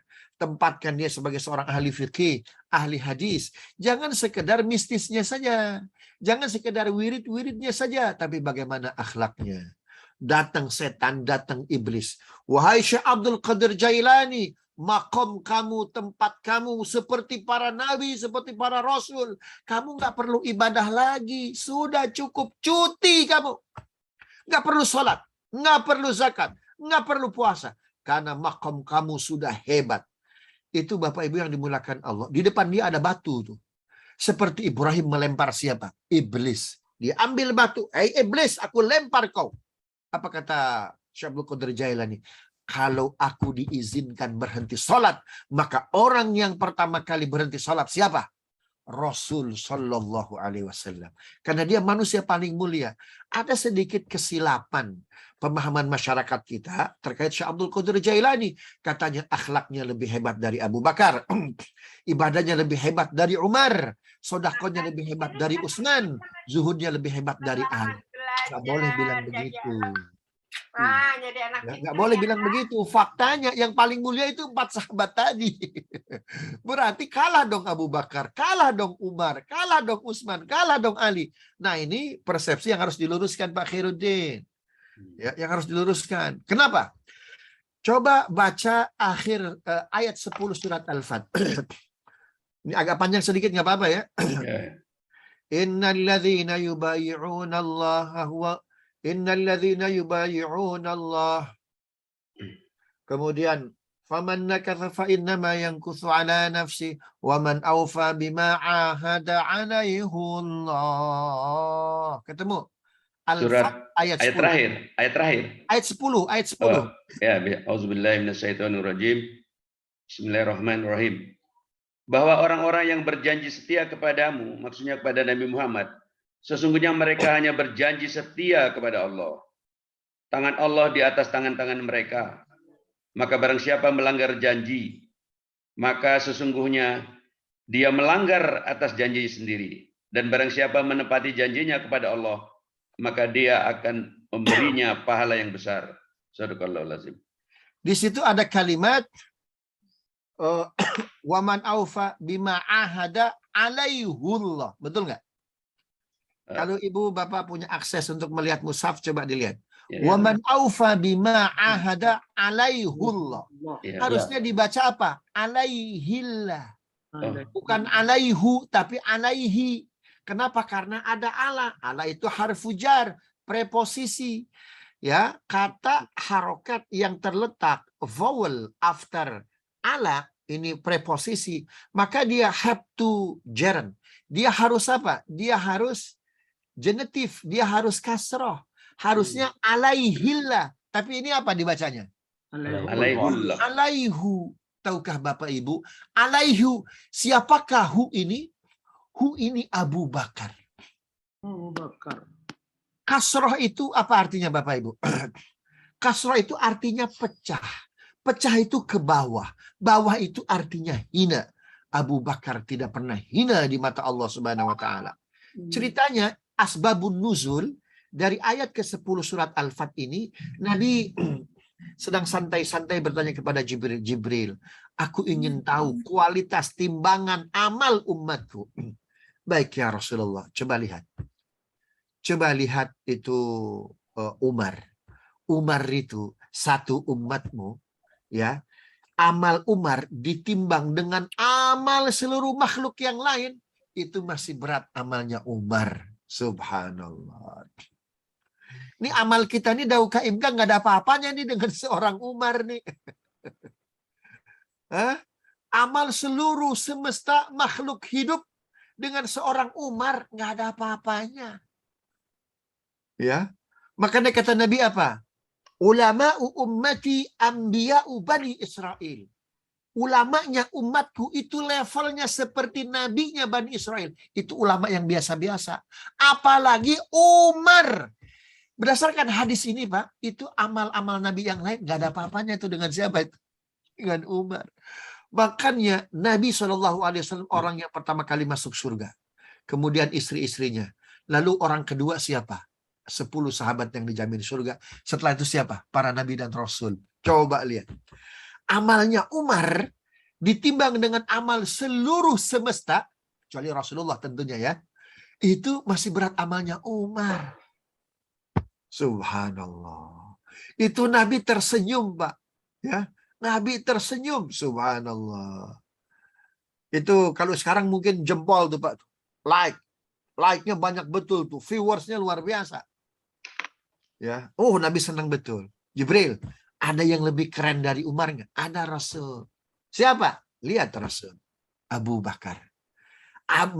Abu Bakar amalnya kalau ditimbang dengan amalnya siapa? Umar plus seluruh keturunan Umar bin Khattab, nggak ada apa-apanya tuh amalnya Umar bin Khattab dan keturunannya. Subhanallah. Jadi yang paling keren siapa ini? Abu Bakar. Abu Bakar. Nah, mohon maaf, persepsi masyarakat terkait Syekh Abdul Qadir Jilani, katanya dia solehnya lebih soleh dari Abu Bakar, beraninya lebih hebat dari amalnya Umar, sedekahnya lebih hebat dari Utsman, ibadahnya lebih hebat dari Ali. Nampaknya ini yang harus dikoreksi, Pak Khairuddin. Oh. Kenapa? Karena nabrak Quran, nabrak sunnah, Pak Khairuddin. Karena faktanya ayat itu, ya, surat Al-Fat ayat 10 itu untuk siapa? Abu Bakar Siddiq. Bayangkan kasroh, karena hu-nya itu Abu Bakar pindah jadi doma. Dari bawah naik ke atas, dari hina menjadi mulia. Harusnya waman aufa bima ahada alaihillah. Karena hi-nya itu Abu Bakar berubah jadi doma. Waman aufa bima ahada alaihullah. Nah, ini persepsi yang harus dikoreksi, Pak Khairuddin ya. Yang ketiga, Ibu ini terkait memilih. Ustaz, sebelum lanjut, saya minta penjelasan aspek mistisnya itu kira-kira bagaimana. Seringkali beredar itu tentang Abdul Qadir Jilani. Boleh seorang waliullah ada ramah kan? Bagaimana Ustaz? Ya, memang beliau seorang waliullah, Pak. Beliau seorang waliullah, ulama besar, wali. Tapi tidak berhenti pada sisi mistisismnya kan begitu. Dia ulama besar, ahli hadis, Pak. Saya cek kitab-kitabnya yang menggunakan hadis nggak ada yang dhaif. Dan beliau kalau menyebutkan hadis sanadnya nggak ada yang terputus, lengkap itu an sampai an Rasulullah Shallallahu Alaihi Wasallam. Itu luar biasa itu. Nah, kita mengambil satu ceruk dari sekian waduk, Pak, ya, dari sekian damnya, ilmunya, karomahnya, lautan apa itu pengetahuannya, kita cuma ngambil sisi kecilnya saja. Hanya sisi mistisismnya saja. Samalah dalam film-film. Itu melihat Islam itu hanya untuk pengusir hantu, betul nggak? Subhanallah. Itu kan film-film begitu. Baca ayat kursi. Allahu la ilaha illal hayyul qayyum. Subhanallah. Cuma apa itu? Menvisualisasikan Islam itu hanya untuk pengusir hantu. Ya. Ayat-ayat hanya untuk ngusir hantu, subhanallah. Nah, padahal Islam lebih dari itu. Luar biasa. Begitu tuh ya. Nah, di masyarakat itu, saya kira di Mandailing Natal, ya di Sumatera Utara juga terkait Syekh Abdul Qadir Jilani itu punya, mohon maaf, punya persepsi yang luar biasa, begitu kan. Nah, di kita itu hanya membaca Syekh Abdul Qadir Jilani, karyanya. Ada namanya Manqobah 1, Manqobah 2, Manqobah 3, Manqobah 4, sampai Manqobah keberapa? Ke-10. Sehingga kalau anak dikhitan, disunat, kemudian syukuran, jadi dipromosikan jabatan ABC, kita baca apa itu? Baca Manaqib Syekh Abdul Qadir Al-Jailani. Di Mesir dibaca Manaqib Syekh Abdul Qadir Al-Jailani, tapi dijelaskan utuh. Dia ulama besar. Ya. Itu wirid-wiridnya, zikir-zikirnya pada tarekat Qadiriyah itu bersumber dari hadis Nabi. Hingga seorang Ibnu Taimiyah, pucuk pimpinan Salafi, tergoda untuk menjadi siapa? Muridnya Syekh Abdul Qadir Al-Jailani. Begitu Pak Khairuddin. Wallahu a'lam bishawab. Yang ketiga, pertanyaan Ibu ini terkait memilih pemimpin. Karena pemimpin kan nggak boleh mencalonkan. Nah, kita harus memilih pemimpin. Jadi, memang kelihatan paradoks. Di satu sisi nggak boleh meminta, kan begitu. Nggak boleh mencalonkan. Amanah itu sampah. Tapi lihat ayat Quran yang lain. Ketika berbicara kekuasaan, ketat sekali. Jangan berikan kepada siapapun. Betul nggak? Kecuali orang yang beriman. Maka lihat itu siapa yang paling capable. Siapa yang paling istiqamah. Yang paling amanah. Subhanallah. Begitu tuh ya. Maka sebetulnya kata Imam Syafi'i, imamukum anfusukum. Imam kalian, pemimpin kalian adalah citra dari diri kalian sendiri. Jadi yang kita peroleh hari ini adalah citra kita hari ini, Bapak Ibu. Ya, ini citra kita sendiri ini sebetulnya. Jadi kalau kita bercermin, inilah kita. Subhanallah. Karena itu, agar kita punya pemimpin yang baik, punya pemimpin yang soleh, mulai dari kita. Ali didatangi oleh para sahabat. Ali, kok jadi pemimpin? Banyak sekali demonstrasi, Ali. Dulu Abu Bakar jadi khalifah nggak banyak demo, tuh nggak banyak protes. Ali tersenyum saja. Betul. Abu Bakar pemimpin yang hebat, pemimpin yang amanah. Ketika Abu Bakar jadi pemimpin, aku masyarakatnya. Nah sekarang aku jadi pemimpin, engkau masyarakatnya. Beda kualitas. Subhanallah. Karena itu agar kita jadi pemimpin, Bapak Ibu, pemimpin itu nilai rata-rata kita. Akumulasi dari citra diri kita. Karena itu perbaiki dari diri kita, keluarga kita. Kita dakwahi anak cucu kita, teman kita, kolega kita. Insya Allah kebaikan akan menggunung menjadi bola salju kebaikan. Sehingga akumulasinya melahirkan pemimpin yang baik 2024. Amin. Allah a'lam bishawab. Ustadz, bolehkah kita abstain? Misal nih, di antara calon ini, misalnya ada 2 calon nih. Yang satu koruptor, yang kita udah tahu gitu ya kan, tapi yang satu kerjanya menyusahkan rakyat gitu, nggak pernah berpihak ke rakyat dan istilahnya zolim lah gitu. Bolehkah kalau kita yakin gitu kan dan berdasarkan bukti-bukti bahwa mereka tidak layak memimpin, kitanya abstain gitu? Daripada nanti kita pilih si A, berarti nanti kezaliman makin merajalela. Kita pilih si B, korupsi makin merajalela. Dan kita juga kan ada pertanggungjawaban juga sama Allah atas keberhasilan dia sebagai pemimpin. Bagaimana kalau abstain, Pak Ustadz? Terima kasih. Baik, pertanyaan Ibu itu sempat ditanyakan oleh masyarakat di Eropa kepada Dr. Yusuf Qaradawi. Banyak muslim-muslim dari Turki, dari Maroko, dari Aljazair sudah berkeluarga negaraan Prancis, berkeluarga negaraan Amerika, ya menjadi permanent citizen tuh ya. Mereka harus memilih. Semuanya otomatis keyakinannya berbeda, betul nggak? Para calon-calon itu, ya. Dan semuanya sudah biasa minum alkohol dan lain sebagainya. Wahai Dr. Yusuf Qaradawi, apa yang harus kami milih? Apakah kami tidak memilih abstain? Karena semuanya tidak ada pilihan. Dr. Yusuf Qaradawi membacakan hadis Nabi. Apa kata Nabi? Kum bi akhaffid dararain. Maka berdirilah kamu dari calon-calon itu yang paling sedikit madaratnya.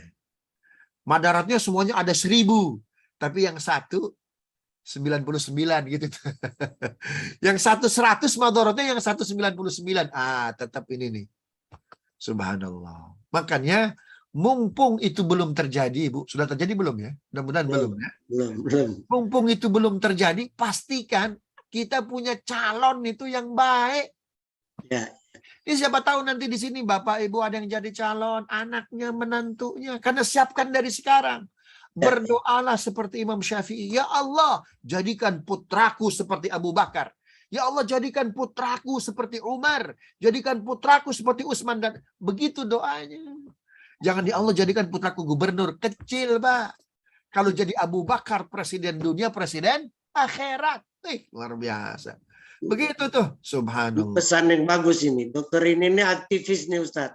Salah satu partai Islam. Harus dipersiapkan dari sekarang, Ibu Dokter. Harus dipersiapkan dari sekarang. Ya, Pak Ustadz. Masukannya. Subhanallah. Jadi cari yang paling sedikit madaratnya. Pasti ada. Insya Allah kita hari ini banyak calon. Tinggal kita endorse saja. Kalau dia nggak menemukan partai, kita bikin partai Dauka Imka. Amin.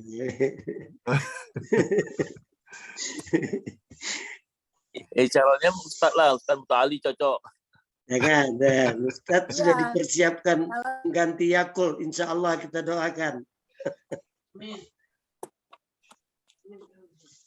Baik, masih ada sedikit waktu nih, manfaatkan bersama ini ya.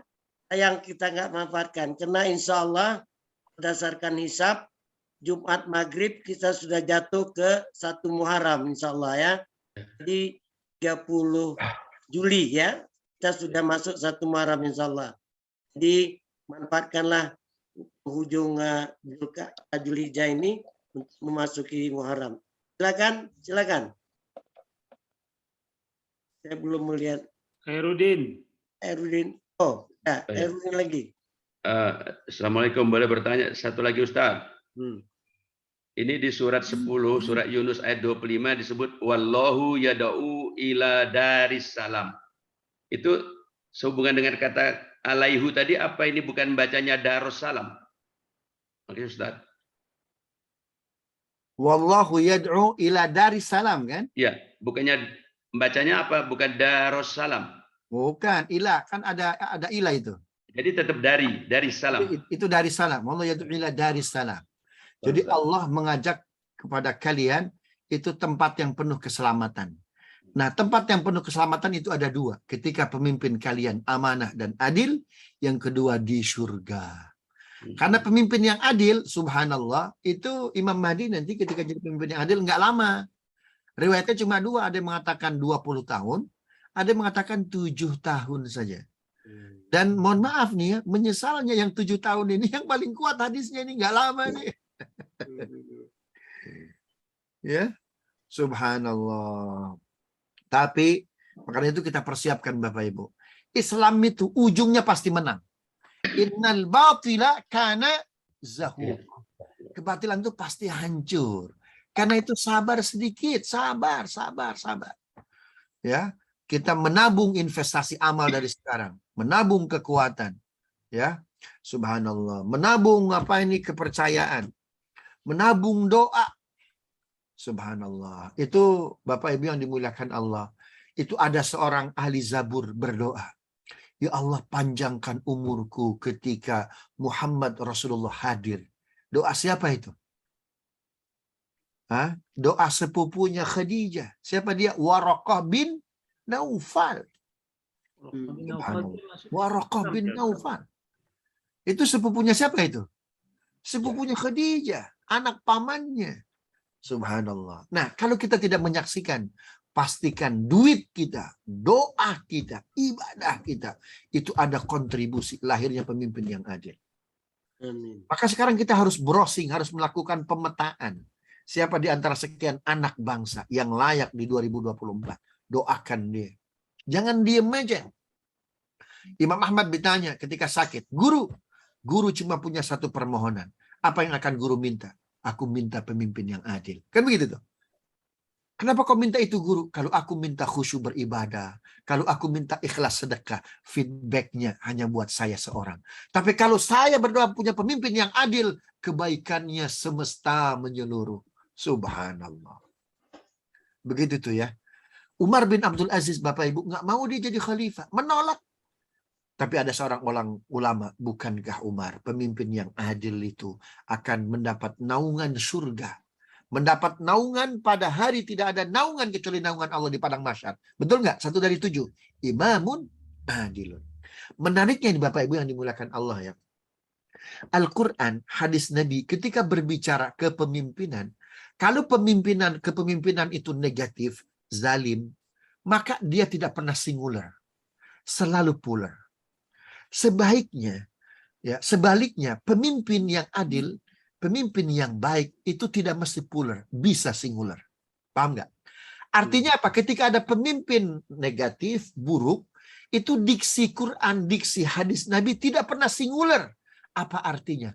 Pemimpin yang buruk karena ada sistem yang membuat dia buruk. Karena di sekitarnya orang-orang buruk. Paham nggak? Kalau bahasa sekarang siapa? Korporat atau apa? Pak Suhud yang nyebut itu. Undang-undang ITE Pak Suhud itu. Artinya apa? Dia tidak sendirian.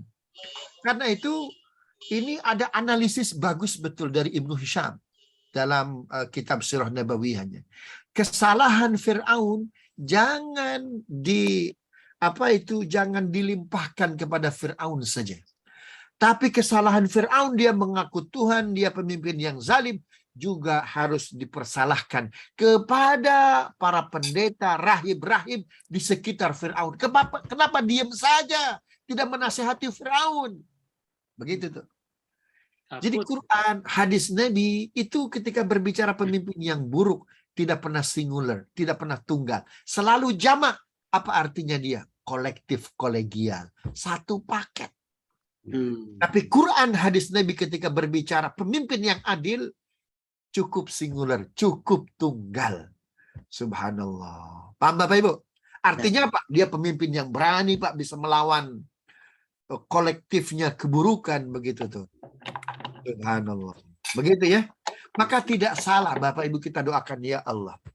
Siapa tahu pemimpin yang adil itu adalah anakku, adalah putraku, menantuku, cucuku. Maka jadikan putra-putraku pemimpin yang adil. Begitu. Makanya doanya setelah salat apa? Waj'alna lil muttaqina imama.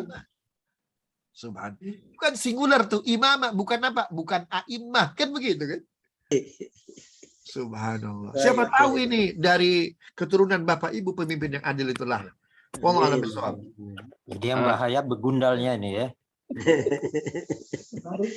Boleh satu lagi Ustaz. Tunggu sebentar, Dim. Nanti sudah dapat ya doa istri Nabi Juwairiyah itu yang selalu dibacakan Ustaz ya. Nanti tolong di-share, Din. Boleh. Karena kita takut nanti ini ada mega mendung ini. Oh, sudah ada itu sekarang. Nggak ada lagi mega mendung itu. Baik, makasih Din. Silakan. Boleh satu lagi? Ya, silakan. Ustaz, ini kan ada sekarang mu'alaf baru, Ustadz dia, namanya Kainama. Dia sebut katanya Nabi Isa itu udah beristri, punya anak. Tapi setahu saya Nabi Isa itu belum berumah tangga. Yang mana yang benar nih Ustadz? Yang kayak gitu nggak usah ragu Pak Khairuddin, nabrak Quran, nabrak sunnah Pak Khairuddin. Ya, tidak ada informasinya. Ya, tidak ada informasinya. Barrafa'ahullahu ilaih. Ketika beliau diangkat usia 35 tahun, ya, beliau tidak menikah, belum menikah. Ya, barrafa'ahullahu ilaih. Angkat ke langit begitu ya. Karena itu dari Isa sampai sekarang kan terputus. Terputus nasabnya. Begitu. Nah, nanti Isa hadir lagi kapan? Ketika sholat subuh. Imam Mahdi memimpin sholat subuh, turunlah Nabi Isa di Syam. Ya, karena Nabi Isa turun, pada Imam Mahdi, silahkan ya Nabi Allah, kau jadi imam. Bukan. Nabi terakhir adalah Nabi Muhammad SAW. Aku datang bukan sebagai Nabi. Karena kalau aku datang sebagai Nabi, berarti ada Nabi setelahnya dong.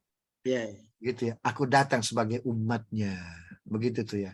Maka ketika Nabi Isa turun, itu Dajjal meleleh tubuhnya tuh Pak. Nah, kemudian setelah Nabi Isa turun, maka tanda kiamat yang keempat apa itu? Ya'juj, Ma'juj tuh Pak.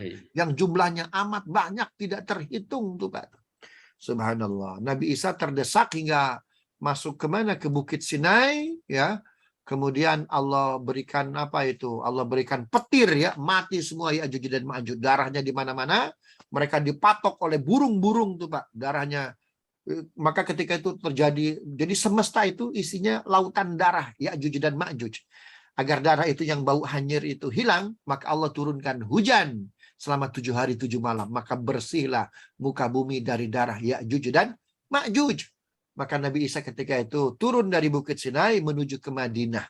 Sampai di Madinah beliau wafat, makamnya di samping makam Umar bin Khattab. Atas izin Allah Bapak Ibu, saya pernah masuk ya ke makam Rasulullah atas kebaikan Gubernur Madinah Faisal bin Salman. Makam Rasul ya, makam Umar, makam Abu Bakar, makam Umar. Nah, setelah makam Umar itu ada tanah kosong. Saya tanya ke gubernur, minta ke Gubernur Madinah Faisal bin Salman, ini tanah ini kosong, boleh nggak kalau saya wafat saya dimakamkan di sini? Kan keren tuh kan. Makam Abdul Muttalib di samping makam Rasul, Abu Bakar, Umar, kan itu kan makam paling keren kan? Wih, luar biasa. Itu jaminannya di situ surga tuh Bapak Ibu. Ya, walaupun amal kita payah tapi tanahnya berkah suci jadi ke bawah bagus kita. Apa jawab Faisal bin Salman? Bapak saya aja kalau meninggal nggak boleh dikubur di sini katanya. Saya kalau boleh mau. Terus ini tanah buat siapa kosong? Beliau ternyata hafal hadis Bukhari. Ini untuk Isa alaihissalam. Jadi tempatnya saja udah diperuntukkan itu. Ya, untuk Isa alaihissalam. Jadi informasi terkait Isa punya anak, punya istri, saya belum dapat riwayatnya Pak Khairuddin. Allah alam bisawab. Yang jelas udah harus yakin jangan menabrak Al-Quran dan Sunnah. Ah, itu dia. Memang Cik, betul ya, Cik, nggak ada Cik, nasabnya, nggak ada Ustaz ya sampai saat ini riwayatnya. Tanya Cik. Putus ya. Betul Pak. Ya, ya. Baik, Medan ada yang mau tanya? Oke Cik. Oni itu Oni. Oh, Oni, silakan. Nggak dengar rupanya ya. Oke, Ustadz Muttalib, Masya Allah ini saya jadi seru ini. Kalau tadi Imam Mahdi belum dilahirkan, belum ada. Tapi saya baru kemarin mendengar ceramah dari Ustadz itu soal Dajjal itu ya. Sudah ada di satu pulau, bentuknya dengan kakinya pendek, begitu mata itu. Memang betul itu sekarang dia sudah ada. Nah ini fenomena seperti apa makna yang ingin kita dapat dari dua cerita ini Ustadz? Itu mungkin belum dapat saya maknanya. Jazakallah khair Ustadz, silakan. Baik. Jazakallah khair Pak Oni. Kalau Dajjal itu salah seorang keturunan Nabi Adam. Ya.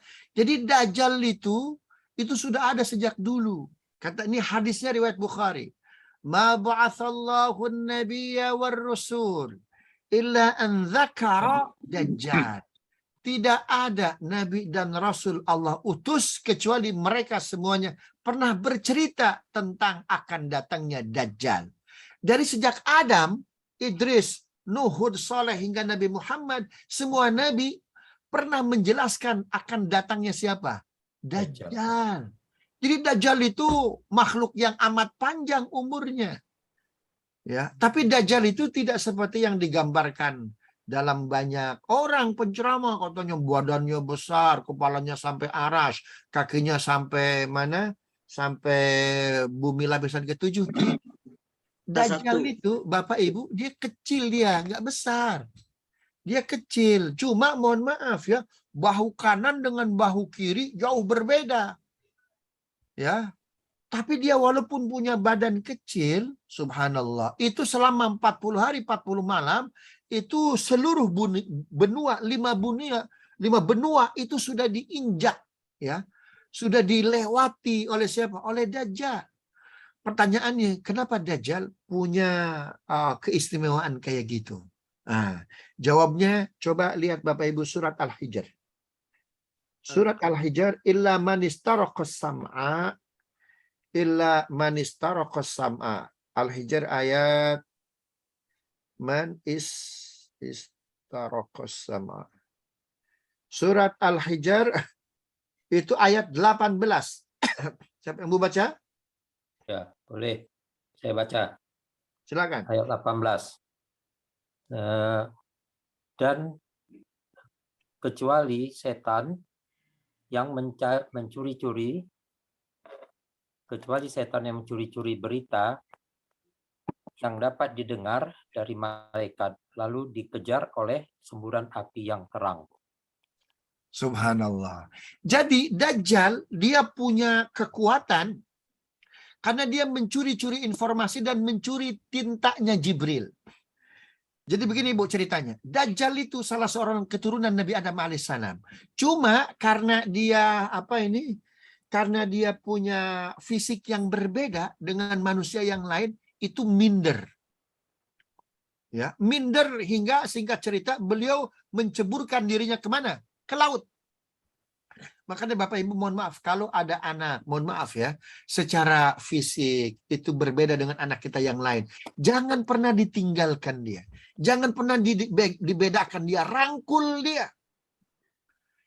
Nah ini Dajjal dia, ini punya kelainan fisik, akhirnya terjadi minder yang amat akut tuh ya. Lalu dia menceburkan diri ke laut. Kata Allah, susul dia. Disusul tuh, ya, kemudian dijaga oleh Jibril. Jadi sebetulnya ada Dajjal itu awalnya dia orang baik. Sampai diajari tauhid, gurunya nggak tanggung-tanggung, Jibril. Pak Suhud, guru ngajinya siapa? Jibril bukan? Bukan. Ini Dajjal nih guru ngajinya siapa? Jibril alaihi salam. Luar biasa. Diajarilah kalimat-kalimat tauhid. La ilaha illallah. Muhammadur Rasulullah sallallahu alaihi wasallam. Kalau kita mungkin nulis di di papan tulis tuh ya. Tinta bekas menulis la ilaha illallah Muhammadur Rasulullah ada sisanya. Sisanya itulah dimakan oleh Dajjal. Bayangkan, tinta yang ditulis ya untuk Jibril mengajarkan kalimat tauhid la ilaha illallah, tintanya ada sisanya. Sisanya itu dimakan Dajjal. Maka ketika itu Dajjal punya apa? Punya kemampuan. Akhirnya apa? Dia terbang ke sana, terbang kemari, oleh Allah diikat. Subhanallah. Dengan apa? Dengan kalimat tauhid juga. Tapi nanti dengan kalimat tauhid juga, karena orang sudah rapuh tauhidnya lemah, maka apa? Rantai-rantai tersebut bisa apa? Dibuka. Makanya semakin kuat tauhid kita, semakin kuat kalimat la ilaha illallah kita, semakin lama Dajjal. Ya. Setiap hari Kamis, Nabi bertanya kepada Israfil, masih adakah umat hambaku yang mengucapkan la ilaha illallah Muhammad Rasulullah dengan ikhlasnya, dengan istiqomahnya, dengan yakinnya? Kalau masih ada, walaupun satu orang, tangguhkan. Jangan kau tiup trompetmu sebagai penanda datangnya hari kiamat. Undurkan ya selama 40 hari. Subhanallah. Satu orang tuh yang membaca la ilaha illallah itu kiamat bisa diundurkan. Nah, rantai-rantai itu yang mengikat siapa? Dajjal itu dibuat segelnya la ilaha illallah. Kapan segel itu terlepas? Ketika hilang la ilaha illallah dari bumi kita, dari semesta kita. Orang nggak tertarik lagi bicara la ilaha illallah. Tidak ada Tuhan selain Allah. Ini nggak toleran ini. Masa tidak ada Tuhan? Sekarang ada orang sudah mengotak-ngatik Pancasila. Karena sila pertama itu menguntungkan umat Islam. Betul nggak? Subhanallah. Hati-hati. Pengucapan itu maka mempercepat rantai-rantai itu apa? Terputus. Itu dalilnya itu. Kenapa Dajjal? Jadi Dajjal itu dia panjang sekali umurnya. Dia anak keturunan Adam. Ya, Adam itu keturunannya ya kan laki perempuan selalu apa itu? Sepasang. Selalu sepasang. Ada yang tidak sepasang. Siapakah dia? Dajjal inilah. Subhanallah. Dajjal inilah. Alhamdulillah. Tapi Nabi kita aman.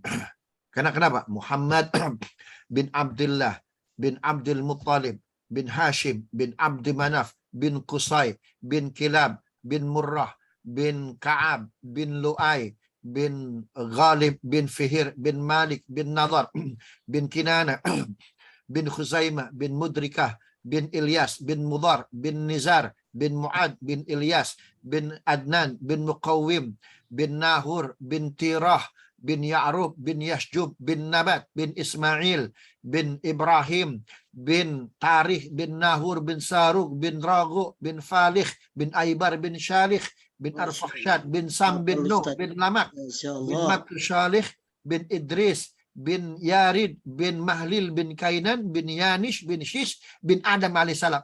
Nggak ada jalur ke Dajjal tuh. Nggak ada jalur ke Dajjal. Subhanallah. Begitu itu ya. Maka aman. Jadi Dajjal itu tidak ada seorang nabi Allah utus kecuali nabi-nabi itu sudah menjelaskan waspada terhadap Dajjal. Dari Adam itu. Artinya apa? Dajjal itu sudah ada. Dia tinggal menunggu rantai-rantai itu terputus yang segelnya la ilaha illallah. Ketika orang sudah tidak banyak yang mentakzimkan, mensyiarkan zikir la ilaha illallah, tidak ada lagi yang menghormati kalimat tauhid, subhanallah. Maka rantai-rantai itu segelnya akan terputus, maka lepaslah Dajjal. Subhanallah. Begitu tuh Pak Oni ya. Masya Allah, jazakallah khair Ustaz. Koyak. Jadi waktu sangat-sangat sedikit ini. Saya pikir Ustadz juga mungkin ada kegiatan ya. Saya pikir kalau nggak ada yang bertanya ataupun bertanya nanti silakan di WA ya, akan kami teruskan. Ustadz, mohon doanya bagaimana kita mempersiapkan Muharram ini, Ustadz. Fadal. Astaghfirullahaladzim, astaghfirullahaladzim. Allahumma salli ala Sayyidina Muhammad wa ala Sayyidina Muhammad. Allahumma inna na'udhu bika min azabil qabri. Wa'udhu bika min fitnatil mahya wal mamat. Wa'udhu bika min fitnatil masihid dajjal. Ya Allah, kami berlindung dari Engkau, ya Allah. Berlindung, ya Allah, dari azab kubur. Kami berlindung kepada Engkau, ya Allah, dari fitnah al-masihid dajjal. Kami berlindung kepada Engkau, ya Allah, dari fitnah-fitnah dunia. Jaga diri kami, keluarga kami. Kuatkan akidah kami. Baguskan Islam kami. Muliakan akhlak kami. Ya Allah, persatukan keluarga kami dengan kalimat-Mu. La ilaha illallah Muhammadur Rasulullah sallallahu alaihi wasallam. Jadikan bumi Indonesia yang berkah ini, yang hebat ini, diwariskan oleh para ulama kami, diwariskan oleh para pahlawan kami dengan kalimat Allahu Akbar. Karena itu ya Rabb, jadikan kami, keluarga kami bisa mewariskan kalimat-kalimat yang hebat ini agar Indonesia terus menjadi negeri yang bertauhid, penuh berkah kepada anak cucu kami. Waj'alna lil muttaqina imama, waj'alna lil muttaqina imama. Ya Allah, titipkan Indonesia kepada orang-orang yang amanah, orang-orang yang adil, yang mengagungkan kalimat-Mu, kalimat la ilaha illallah Muhammadur Rasulullah sallallahu alaihi wasallam. Jangan pernah Kau titipkan Indonesia yang berkah ini kepada orang yang tidak amanah, kepada orang yang munafik, ya Rabb. Pilih keluarga kami, pilih saudara kami, pilih orang-orang yang bertakwa di antara kami, orang-orang yang amanah, orang-orang yang jujur, yang takutnya hanya kepada Engkau, yang sayangnya hanya kepada Rasulullah, kepada umatnya, mengagungkan Al-Quran. Ya farijal ham, ya kashifal gham, ya man li abdihi yaghfir wa yarham. Ya Rabb, andaikan Kau wafatkan kami sedang ruku, sedang sujud, sedang membela kalimat la ilaha illallah Muhammadur Rasulullah sallallahu alaihi wasallam. Berikan keberkahan kepada kami, orang-orang yang sudah wafat di antara kami, orang tua kami, guru-guru kami, keluarga kami, sahabat kami, jamaah kami. Quran yang kami baca, hadis yang kami baca pun sampaikan pahalanya kepada mereka-mereka yang sudah wafat mendahului kami. Ya ayyatuhan nafsul mutmainnah, irji'i ila rabbiki radiyatan mardiyah, fadkhuli fi ibadi wadkhuli jannati. Quran, hadis, surah Nabawi yang kami jelaskan pun jadikan obat, ya Rabb. Bukankah Engkau mengatakan wa nunazzilul minal Qur'ani ma huwa syifa? Jadikan Quran, hadis, forum ini obat di antara kami yang sedang sakit. Angkat sakitnya, angkat penyakitnya. Juga sebagai penebus dosa, sebagai pembayar hutang, sebagai penenang dari gelisah-gelisah kami. Wassallallahu ala sayyidina Muhammadin wa ala alihi wasallam. Walhamdulillahi rabbil alamin. Subhanakallahumma rabbana wa bihamdika asyhadu an la ilaha illa anta astaghfiruka wa atubu ilaik. Assalamualaikum warahmatullahi wabarakatuh. Waalaikumsalam.